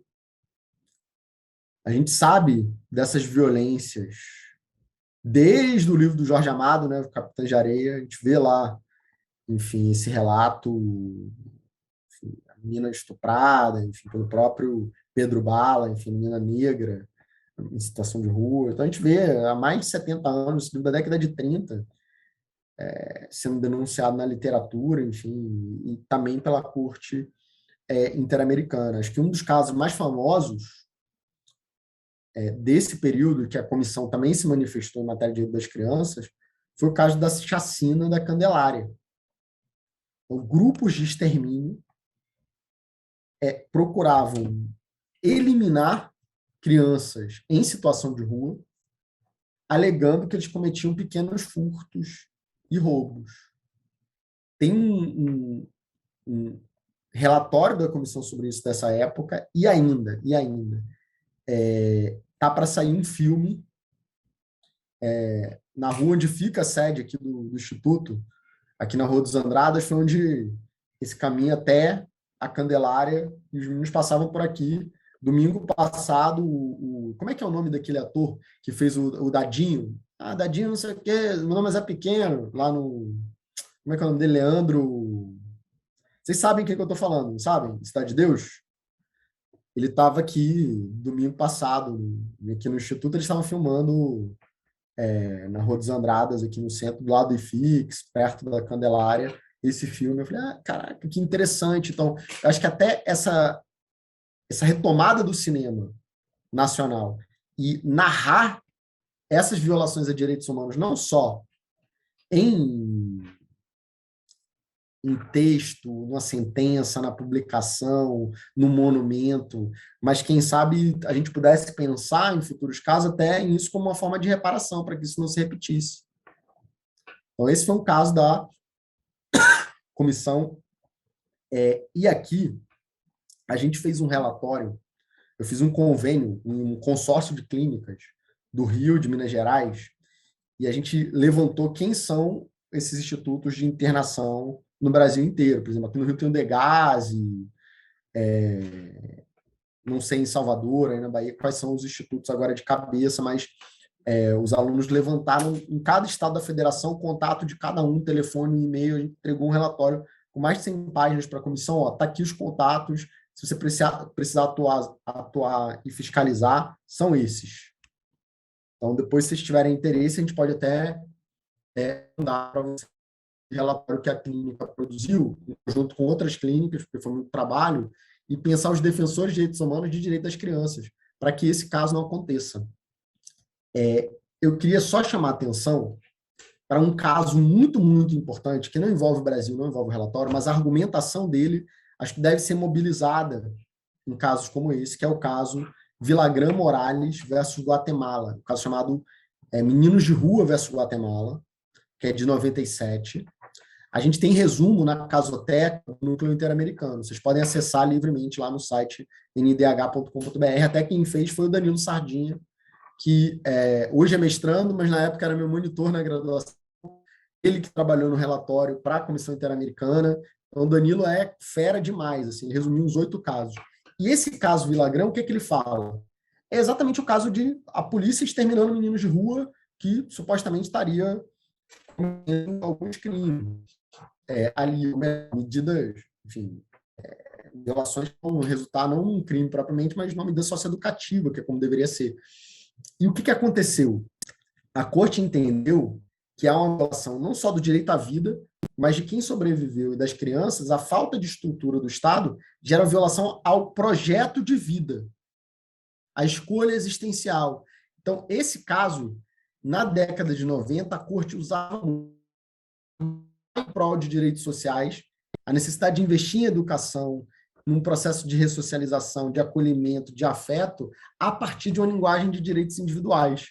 Então, a vida se torna um projeto de vida. Quando você assassina uma criança, quando você pratica uma violência física, você está impedindo o desenvolvimento mental e emocional dela na via regular. E quando o Estado não constrói uma política pública para que essa criança, ao invés de estar na rua, está na escola, com alimentação, com esporte, com saúde, você está depreciando esse projeto de vida. Então, acho que nesse momento em que essa argumentação de direitos sociais, de forma direta e não só de forma embutida em direitos individuais, está ganhando força na corte, nesse momento em que a comissão fez essa radiografia dos órgãos de proteção de defensores de direitos humanos da criança, acho que pode ser um momento estratégico para levar casos como esses. Aqui, no Rio de Janeiro, a Defensoria levou um caso em relação ao Degase e o Ministério Público também levou outro caso em relação ao Degase, onde um menino foi violentado sexualmente e outras meninas também. Então, eles pediram a fiscalização, um apoio, um treinamento em direitos humanos dos responsáveis por essas violações e essas verdadeiras torturas que muitas vezes os menores sofriam, por exemplo, não só no Degase, mas no Instituto Romão Duarte, aqui no Rio de Janeiro, e outros. Então, acho que pensar e olhar e verificar esses locais na Bahia e proteção das crianças, não só em geral, mas de forma coletiva, pode ser uma ação estratégica. Fala, Valéria. Professor, na verdade, vou encaminhar uma pergunta que Bárbara fez no chat, mas ela disse Perfeito. que como ela está sem câmera e sem acesso ao microfone, eu só vou encaminhar para o senhor a pergunta. No chat ela colocou se o senhor sabe dizer se o caso dos garotos mortos na Fundação Casa de Goiânia chegou até a comissão. Olha, eu não vi esse caso na comissão. Eu teria que conferir. O que eu vi foi da Fundação Casa de São Paulo e da Unidade de Internação Socioeducativa do Espírito Santo. Mas de Goiânia eu não verifiquei esse caso. Posso verificar depois e te mando a resposta, mas de cabeça eu não me lembro dele no relatório que o Danilo chegou a fazer, não. Pronto, era só isso. Tranquilo. Professor. E acho que esses 2 tópicos que a gente tinha falado um pouco menos, violência no campo e caso de direito das crianças, são violações que persistem até hoje. Eu procurei mostrar não só casos da época, mas casos contemporâneos, para mostrar que essa luta precisa continuar. Eu destaquei esses 2 pontos, porque os outros a gente já tinha falado muitos exemplos em casos anteriores. Eu preferi, ao invés de ficar narrando superficialmente os tópicos do relatório de forma geral, exemplificar com um caso concreto, que eu acho que fica mais didático, dá uma densidade, fica mais interessante. Bom, relatório de 2021. A visita aconteceu em 2018. Eu fiquei surpreso, assim, falei, meu Deus, 2018 a Comissão Estado pediu, fui ver quem solicitou a visita. E quem solicitou a visita foi o Michel Temer em 2017, o que também não deixa de ser surpreendente para alguém que aprovou a PEC do fim do mundo, né, de contenção de gastos e de etc. Mas ele solicitou essa visita em loco da comissão em 2017 e ela ocorreu em 2018, entre 5 e 12 de novembro. A gente até participou numa dessas visitas da comissão no Rio de Janeiro. Até falei que foi o primeiro memorialzinho da clínica, a gente estava aprendendo sobre a situação de direitos humanos das pessoas LGBTQIA+, e os movimentos sociais. A gente apresentou um relatório sobre a violação pelo Legislativo. O Rogério, ela trabalhou com a gente, trabalhava no Rio sem homofobia na época. Teve visita na Bahia, no Maranhão, no Mato Grosso, em Minas, no Pará, foi uma visita ampla. Quem liderou esse relatório foi a Margarete May Macaulay, que é a atual vice-presidente, que então era presidente da corte, e a relatoria do Brasil ficava com ela. Aqui lembrando também que se você é o relator daquele país, você não pode ser nacional daquele país, para evitar impedimentos, constrangimentos. Então, uma pessoa fora do país, no caso, foi a Margarete May Macaulay, que é uma juíza jamaicana que esteve na Corte Interamericana ali entre 99, 2000 e pouco, mais ou menos. Ela é uma juíza negra e mulher. Essa é uma questão rara dentro da corte. A gente vê aqui o teto de vidro, né, que impede as mulheres de acessarem. E eu acho ela muito impressionante porque ela ainda conseguiu depois ser comissionada em outro órgão. E ela fez um trabalho excepcional. Então, ela, junto com outras juízas, como a Cecília Quiroga, a Sônia Picado, a Radis Glad, elas que formaram a jurisprudência de gênero, os leading cases, nessa época. Então, o fato dela hoje estar na comissão com uma maioria feminina e a corte passou de uma juíza, que era Elizabeth Odio, para 3, torna também um momento muito propício para a litigância em matéria de violência e discriminação contra a mulher. Acho que a gente até criou uma categoria chamada Feminismo Interamericano. Tem um livro com a Flávia Piovesan, eu e a professora Raíssa, a gente escreveu sobre isso, a necessidade de pensar e dialogar com os movimentos sociais em matéria de gênero, para que tenha uma litigância não só de Facebook, de Instagram, etc., mas para levar os casos. Então, o Instituto Maria da Penha e tantos outros institutos, o próprio Instituto GL10, da Mulher Negra, então o caso Simone, o caso Nilza. Acho que ter estratégias para que a gente pense essa litigância em termos de violência de gênero, não discriminação, e olhar o sistema interamericano como uma estratégia para amplificar isso, é fundamental nesse momento. O relatório ele tem muitos tópicos. A estrutura e os capítulos tratam desses temas. Tirei dos títulos dos relatórios. Então, discriminação, pessoa privada de liberdade, migrante, pessoas LGBT, que aqui eu deveria ter botado QIA+, né?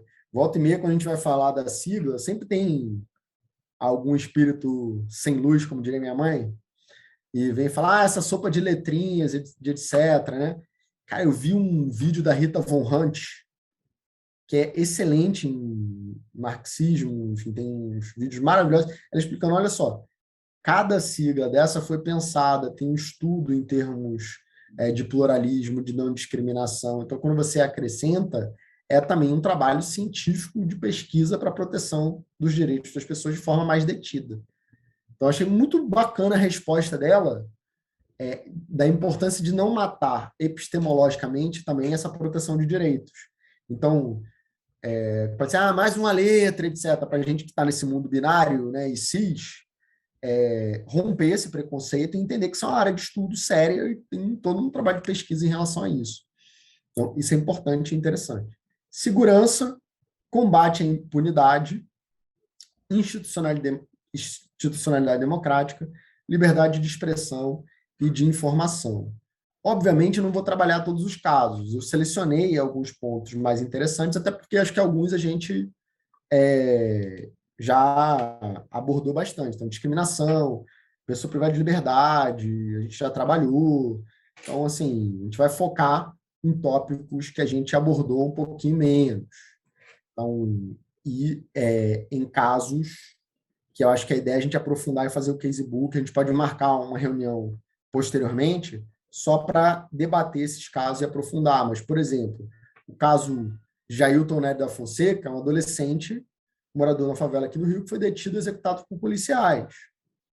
O caso Simone Diniz é o grande caso em matéria racial na comissão até hoje, é o caso mais citado. Então, o anúncio para a contratação da empregada falava que não queria pessoas negras expressamente. E ela se candidatou ao cargo e foi preterida por uma mulher branca, e ela denunciou na Delegacia de Crimes Raciais essa denúncia. E ficou ali sem uma resposta. Esse caso foi levado para a comissão, ela recebeu a indenização, mas eu acho que o principal eram as campanhas educativas e o combate a isso, que muitas vezes é colocar de forma velada, né, que esses anúncios de trabalho como a boa aparência, e gera todo um processo de discriminação indireta e uma série de microagressões à população negra, nessa linha de um direito antidiscriminatório, que a gente está vendo. A gente chegou a ter, recentemente, o caso da Magazine Luiza, que fez um programa para trainees negros e entraram com ação dizendo que era discriminação. Não tem discriminação contra a pessoa branca, porque não tem estrutura de opressão contra esse grupo. Então, assim, essa ideia de que tem racismo contra branco não existe, entendeu? Talvez eu até brinquei com alguém que veio falar isso na semana passada, eu falei, talvez em Nárnia, em Marte, mas assim, o que a gente tem aqui de discriminação racial é um passado colonial, uma discriminação estrutural, uma exclusão do mercado de trabalho, tanto que a gente vê inúmeras empresas, você tira a foto de final de ano, é só pessoa branca. Então, hoje, as resoluções da ONU de empresas e direitos humanos vêm cobrando esse pluralismo também no mercado de trabalho e pensar em regras de compliance, em especial para empresas maiores nesse sentido. Nesse caso da Magazine Luiza, por exemplo, o TRT, obviamente, mandou arquivar o caso, a ação civil pública contra ele, manteve o programa que pretendia instituir um pluralismo na própria empresa. Caso do Carrefour, tem tantos outros. Acho que esse é um tópico da ordem do dia, e o caso Simone tem que ser utilizado de forma representativa para cobrar os padrões do plano interno. E uma coisa que me incomoda é que o caso está parado lá e eu não sei o que aconteceu, enfim. E aí, teve andamento, foi cumprido, não foi cumprido? Como o relatório não é público, fica bastante difícil ter acesso a ele. Caso Neuza dos Santos, que a gente já falou um pouquinho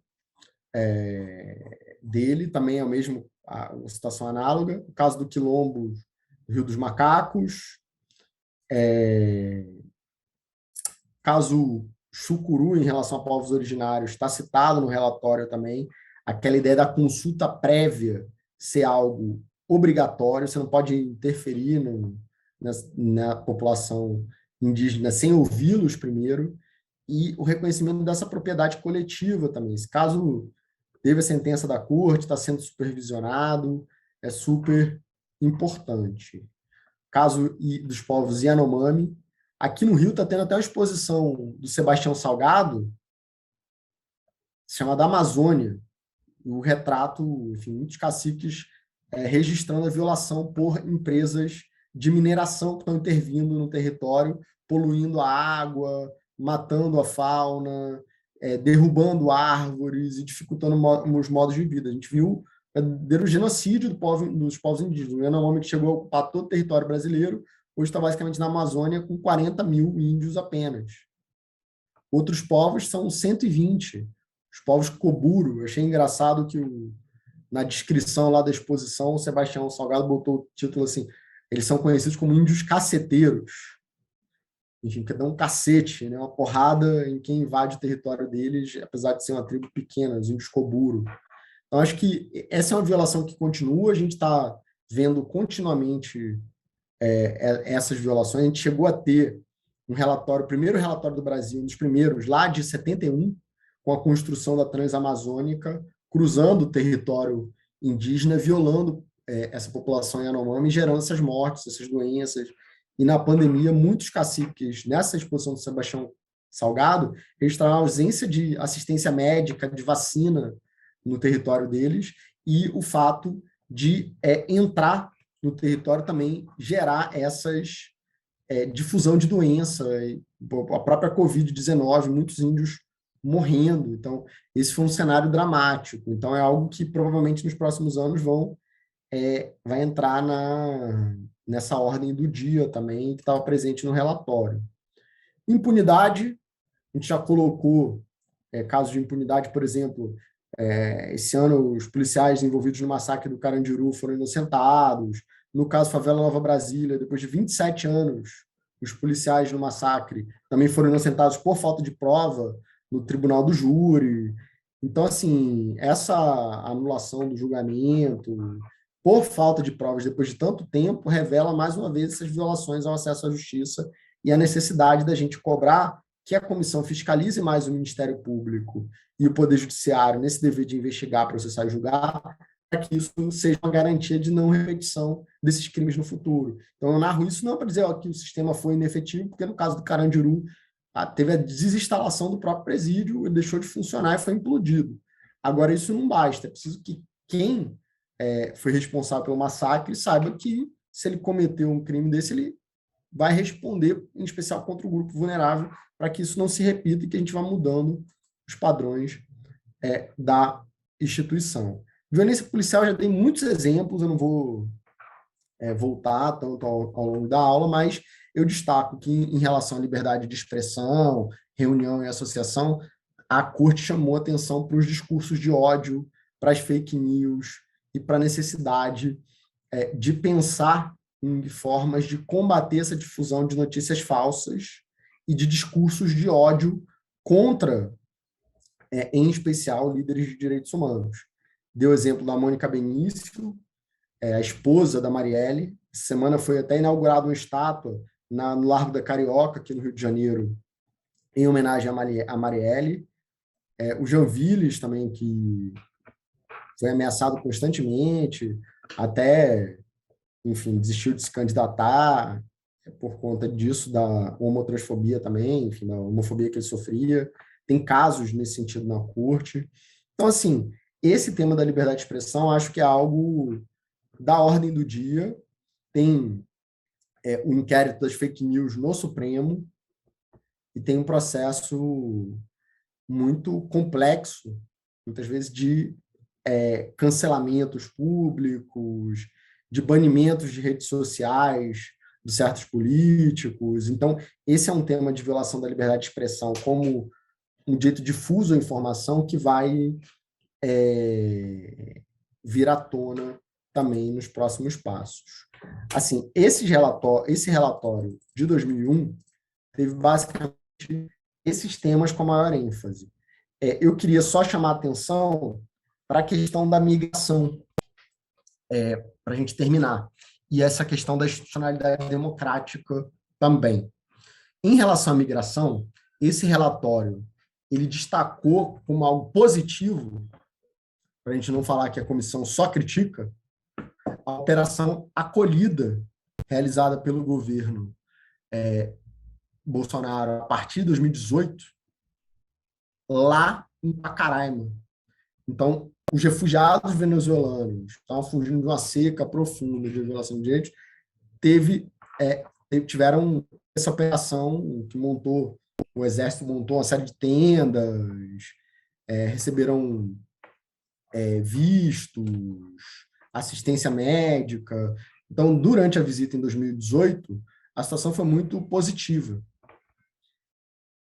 Mas como eu não sou a comissão,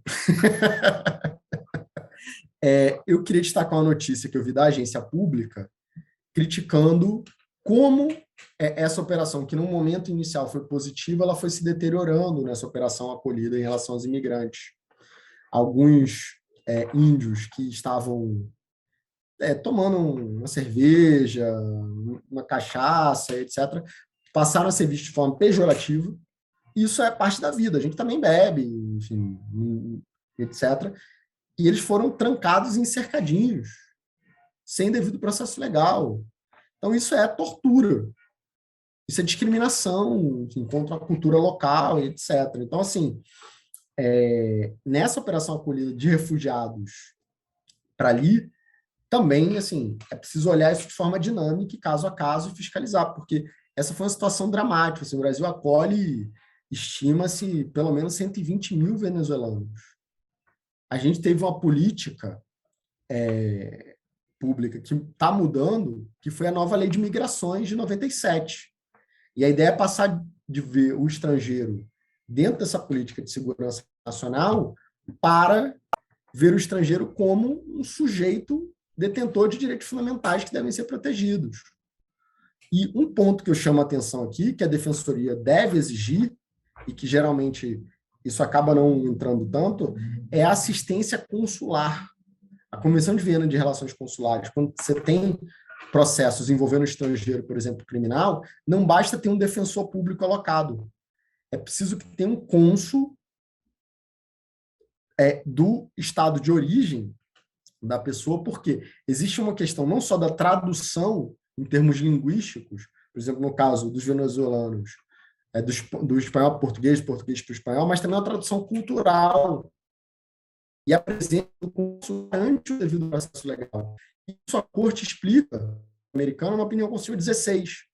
Então, eu vejo muitas falhas no processo penal ao não prover essa assistência consular. Então, tem pesquisas empíricas falando do Rio, falando do Ceará. Eu não sei como é que isso está na Bahia, mas acho que em relação à questão do migrante, essa assistência consular pode ser uma falha sistêmica a ser pensada, e exigir essa assistência consular é fundamental. Em relação à institucionalidade democrática, esse tema da crise da democracia, do constitucionalismo abusivo, do apodrecimento constitucional, das preocupações com a alternância do poder, é algo que a comissão está muito atenta, muito preocupada com o todo. Enfim, essa afirmação de que modificar a urna seria possível, a fraude eleitoral, que você tem uma urna impressa, tem que ter um voto impresso, que não vai cumprir a eleição, a comemoração do golpe de 64, em 1º de abril, esse ano. Então, esses dados que vêm acontecendo já desde 2018 são preocupantes e têm sido objeto de nota da própria Comissão Interamericana. Essa literatura do direito constitucional, que fala desse jogo duro constitucional, Mark Tushnet tem um artigo muito bom que ele fala constitutional hardball. Muitas vezes você não sai, o governante não sai da regra, mas ele vai na linha ali, tensionando a instituição o máximo que ele pode. Isso também é abuso, isso também vai deturpando e pondo em risco a institucionalidade democrática. Agora, o que eu não vi essa literatura falando, nem na análise daqui, é o papel também da Constituição na defesa das regras do jogo. Porque a gente tem, desde 2001, uma resolução que é a Carta Democrática Interamericana da OEA. A clínica chegou a fazer um memorial dizendo, olha, isso é parte das normas de jus cogens, porque isso está na Carta da OEA, no preâmbulo, dizendo que a democracia deve ser protegida. Isso está no artigo 23 da Convenção Americana, que fala que eleições periódicas, sufrágio universal, voto secreto. Então, assim, quando a gente vê o presidente dizendo que o voto deveria ser filmado por amostragem para saber se a urna foi adequada, violando o dispositivo expresso da Constituição que fala que o voto secreto, é muito preocupante, entendeu? É assim, desconhecimento de regra explícita da Constituição, assim, interpretação literal, óbvia, direta. Então, quando a comissão se manifesta se preocupando pelo conteúdo da democracia na região, e democracia não é só quantitativa, democracia, como o Dworkin explicava, né? Tem um livro, Democracia é Possível Aqui? Você estava preocupado se era possível nos Estados Unidos, imagine no Brasil. O Dworkin, nesse livro, Se a Democracia é Possível Aqui, ele vai dizer o seguinte, a democracia é um sistema de proteção de direitos fundamentais. onde todo mundo é tratado como livre e igual. É representativo dessa igual liberdade de todos. Então, assim, em linhas gerais, esse relatório de 2001 era um pouco isso que a gente queria falar. Queria só agradecer, dizer que foi um prazer assim inenarrável estar aqui na Defensoria do Brasil, uma realização para mim. Falava com minha mãe assim, depois de 20 anos longe da Bahia, porque eu fui para cá com 13 anos, enfim, esse nomadismo forçado que fala do Val Muniz no livro dele sobre xenofobia, né? E crescer, enfim, eu fui perdendo o sotaque, como isso também é uma forma de defesa contra preconceitos que o nordestino sofre no Sudeste. Cresce e vai se dando conta, né? Mas foi alfabetizado, viu, Valéria? Lê, me, ne, pe, que. Aí volta e meia eu mando na casa de minha mãe, aí o pessoal olha e descobre que eu cresci em Salvador. Então, assim, para mim foi uma realização, um sonho, um prazer estar aqui com vocês, assim, muito grande, voltar um pouco, estar um pedacinho da Bahia aqui me enche de alegria. Então, eu queria dizer que estou à disposição para esses projetos. Eu vou passar a lista de casos no grupo, vou mandar um documento de Word. A gente pode ir colocando o nome de cada um, de repente faça um Google Docs, que aí fica mais dinâmico. Cada um escolhe um caso, 5 pagininhas, descreve o fato, descreve a violação, faz uma breve análise dele. Eu posso digitalizar, né, Valéria, de repente algum caso que foi feito no livro dos casos brasileiros na comissão, para servir de exemplo. Foi feito assim, segue nessa linha. Ou mando algum caso da Casoteca também. A ideia do caso do livro, como eu falei no início, era e é trabalhar casos de um direito antidiscriminatório interamericano. Então, o caso Neuza, o caso Simone, o caso do Quilombo de Alcântara, o caso do Quilombo do Rio dos Macacos, acho que é fundamental. O caso Ian Bosico, de discriminação no Haiti, República Dominicana e Haitiana. Então, a ideia é trabalhar um pouquinho de cada um desses casos. Assim, espero que vocês tenham gostado do curso, espero que inspire também aí a continuar fazendo um trabalho super bonito que a Defensoria faz de promoção de direitos humanos e que conhecer o sistema interamericano possa servir para ampliar o trabalho de vocês, para gerar mais direitos para mais humanos. E vamos ver se eu deixo de fazer essa crítica, né, que a Defensoria não leva a caso, né, Valéria? Porque a sua meta é essa, acho que esse livro vai estimular o pessoal a conhecer e, quem sabe, a levar os casos, a fazer os amigos courier. A gente pode marcar depois uma reunião, Valéria, só e específica para isso, quando todo mundo tiver preenchido qual caso tem interesse, e aí a gente vê as propostas, eu falo também cadê? Ellen, né? A gente vê se alinha com a SDEP, com o MID, e como que a gente faz para executar esse livro específico. E aí, nessa reunião separada, a gente trabalha nisso para não tomar também o tempo do curso com um projeto, digamos assim, extra. Mas gostaria muito, muito, muito que vocês se engajassem. Acho que ainda tem uma ou duas pessoas no grupo que acho que não sei se apresentaram, se vocês puderem se apresentar só para eu salvar o contato. E se vocês puderem mandar para os colegas também o link do grupo, acho que é bacana, porque facilita essa divisão. Quer dizer, já somos 10 aqui, então já temos pelo menos umas 50 pagininhas. O legal era se a gente conseguisse mais uns 10 aí para somar força. Qualquer coisa eu requisito o pessoal do núcleo também. Tem a Mariana, que está trabalhando nos casos do Haiti. A gente tem a Marina, que foi apresentar trabalho na comissão, que fez sobre racismo no sistema interamericano. Tem a Vanessa, que escreveu sobre favela Nova Brasília. Tem a Elaine. Então, assim, a gente consegue ter um reforço nesse sentido. Se o pessoal animar, se a gente preencher todos os casos raciais, a gente pode até, de repente, incluir discriminação também contra as pessoas LGBTQIA+, mas acho que vale a pena focar no racismo, porque ele é representativo também das decisões envolvendo a Bahia, e eu acho que são as decisões mais progressistas dentro dos casos brasileiros em termos de interseccionalidade, e que a gente estimule o uso dessa ferramenta analítica em outros casos para combater. Então, não basta, entre aspas, não ser racista, porque todo mundo tem as pré-compreensões na sociedade, etc., a gente tem que ir se observando e eliminando isso, mas é preciso ser também, como diz a Djamila, como diz a Angela Davis, antirracista. Eu acho que ser branco, o ser do Sudeste, o ser da Bahia, lugar de fala, óbvio, mas eu acho que a gente tem que adotar a perspectiva, que Cida Bento fala, de uma branquitude crítica, mas atento ao lugar de fala. Então, por exemplo, trazer o Rodney aqui, que foi quem levou o caso News, que está há 20 anos trabalhando nisso, é também dizer, ó, o protagonismo é do GL10, é quem está trabalhando com isso. Enfim, a ideia não é substituir eles, mas é somar força, até porque assim, só tem uma clínica específica que trabalha com o sistema interamericano, que é a nossa, as outras são mais gerais, e esse trabalho de construir o casebook gera um repertório para preservar e divulgar esse trabalho do GL10 na defensoria, na universidade, leva para outros públicos um trabalho tão bonito e tão importante, que a gente tem que ter cuidado. Ninguém aqui tem complexo, como diz o movimento negro, de Princesa Isabel, não. Nem deve ter. Mas eu acho que a gente tem que ser aliado e coadjuvante e parceiro nessa luta do GL10 e do Rodney em especial, que eu acho que é a grande referência no tema, e a Sueli Carneiro, que é imortal, para mim é incrível. A Sueli é um gênio, aquela mulher, sou fã demais dela.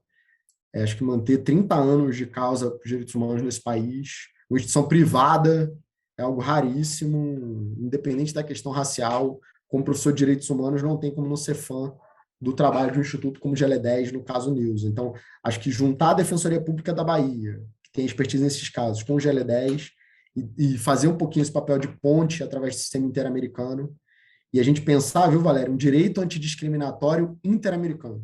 Acho que vai ser muito bacana o livro organizado com esse título. Eu estou pensando aí com muito carinho a gente fazer essa união aqui, estimular até os alunos também do nosso núcleo, que a gente não quer essencializar ninguém também, não é porque é negro que tem que pesquisar necessariamente o racismo. Então, a gente tem a Júlia lá no nosso grupo trabalhando liberdade de expressão, enfim, outros temas que interessam. A Maria pesquisando direito humanitário, mas acho que ter uma casoteca, ter uma clínica antirracista, mobilizar e organizar esse grupo, o diálogo com a Defensoria da Bahia e com o GL10 vai servir até para estimular os alunos da UFRJ, que só tem um professor com a pauta antirracista em 135 anos, que é o professor Felipe Almeida, que tem cooperado conosco.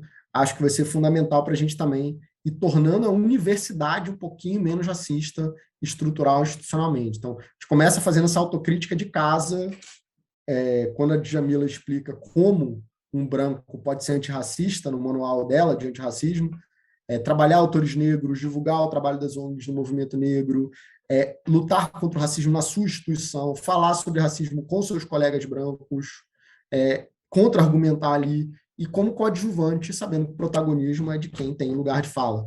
Então, a gente, seguindo a receita da própria Djamila, a ideia é fortalecer essa luta como coadjuvante. Ok? Ok. Alguém tem alguma pergunta, pessoal, antes da gente encaminhar para o final?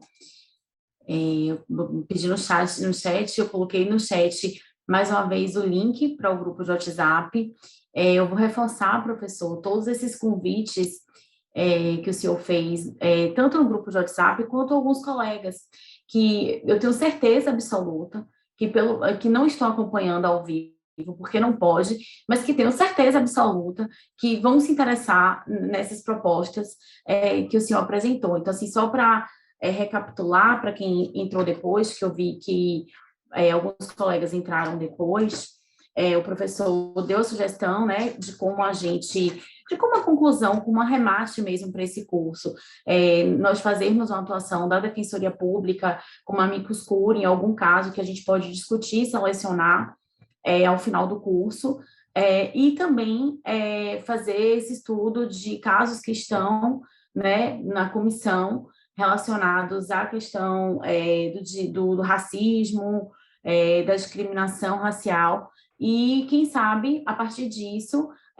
fazermos uma publicação mesmo, seja pela SDEP, como ela sugeriu, tinha pensado também, Ellen, pela SDEP, ou, se for o caso, se não for viável, se a gente achar até mais interessante, por uma outra editora. Eu acho que isso daí é apenas um detalhe, né, professor? Sim, sim. Ter essa mobilização e nos reunirmos, se alguém tiver sugestão de colega que possa se interessar, tem alguns colegas que eu tenho proximidade que eu acredito que se interessarão, mas outros colegas que estão acompanhando o curso e que possam pensar em nome de pessoas, a gente pode sugerir, dialogar para formar esse coletivo e, quem sabe, tornar essa ideia do professor realidade. No mais, professor, eu, pessoalmente, eu vou agradecer em nome da SDEP, queria agradecer a toda a equipe da SDEP, na pessoa de Edneci, que eu sei que foi um esforço, assim, né, Ed? Hercúleo, para que esse curso acontecesse.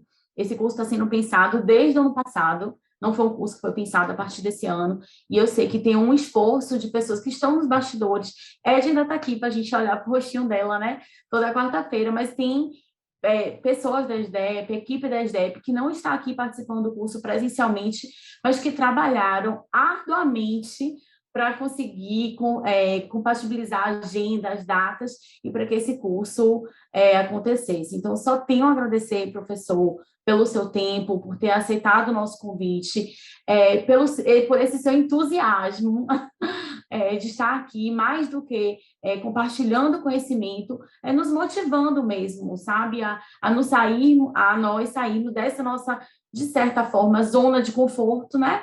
E nos engajarmos, nos mobilizarmos para produzir conhecimento, para atuarmos no sistema interamericano, para rompermos essa barreira e nos somarmos a essa iniciativa, esse coletivo de pessoas que lutam para que os parâmetros estabelecidos pelo sistema interamericano sejam cumpridos internamente e para criar essa cultura, né, de respeito, de fomento aos direitos humanos. Então, eu só posso agradecer, espero que esse seja um primeiro passo para uma relação mais estreita, para um diálogo contínuo e, com certeza, assim, para novos projetos. Se depender da minha vontade, com certeza será. Então, agradecer em nome de toda a equipe da SDEP, da Defensoria da Bahia, pelo seu tempo, pela sua disponibilidade e pelo seu acreditar, né? Porque eu acho que essa também é mais do que uma aposta, é mais do que um trabalho, né? É uma aposta mesmo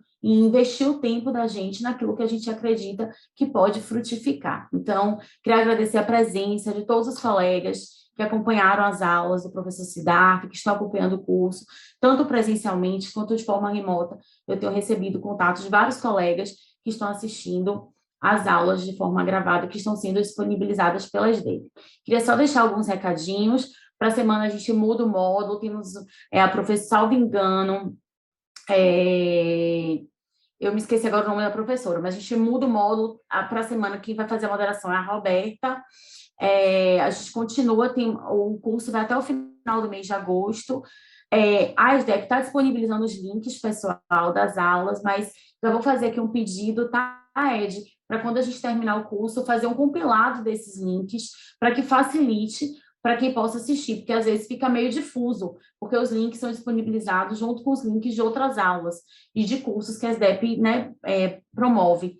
Então, para o final, a gente fazer um compilado de todos os links de todas as aulas para facilitar o pessoal que está acompanhando de forma remota. Então, já fica aqui o meu pedido para a SDEP.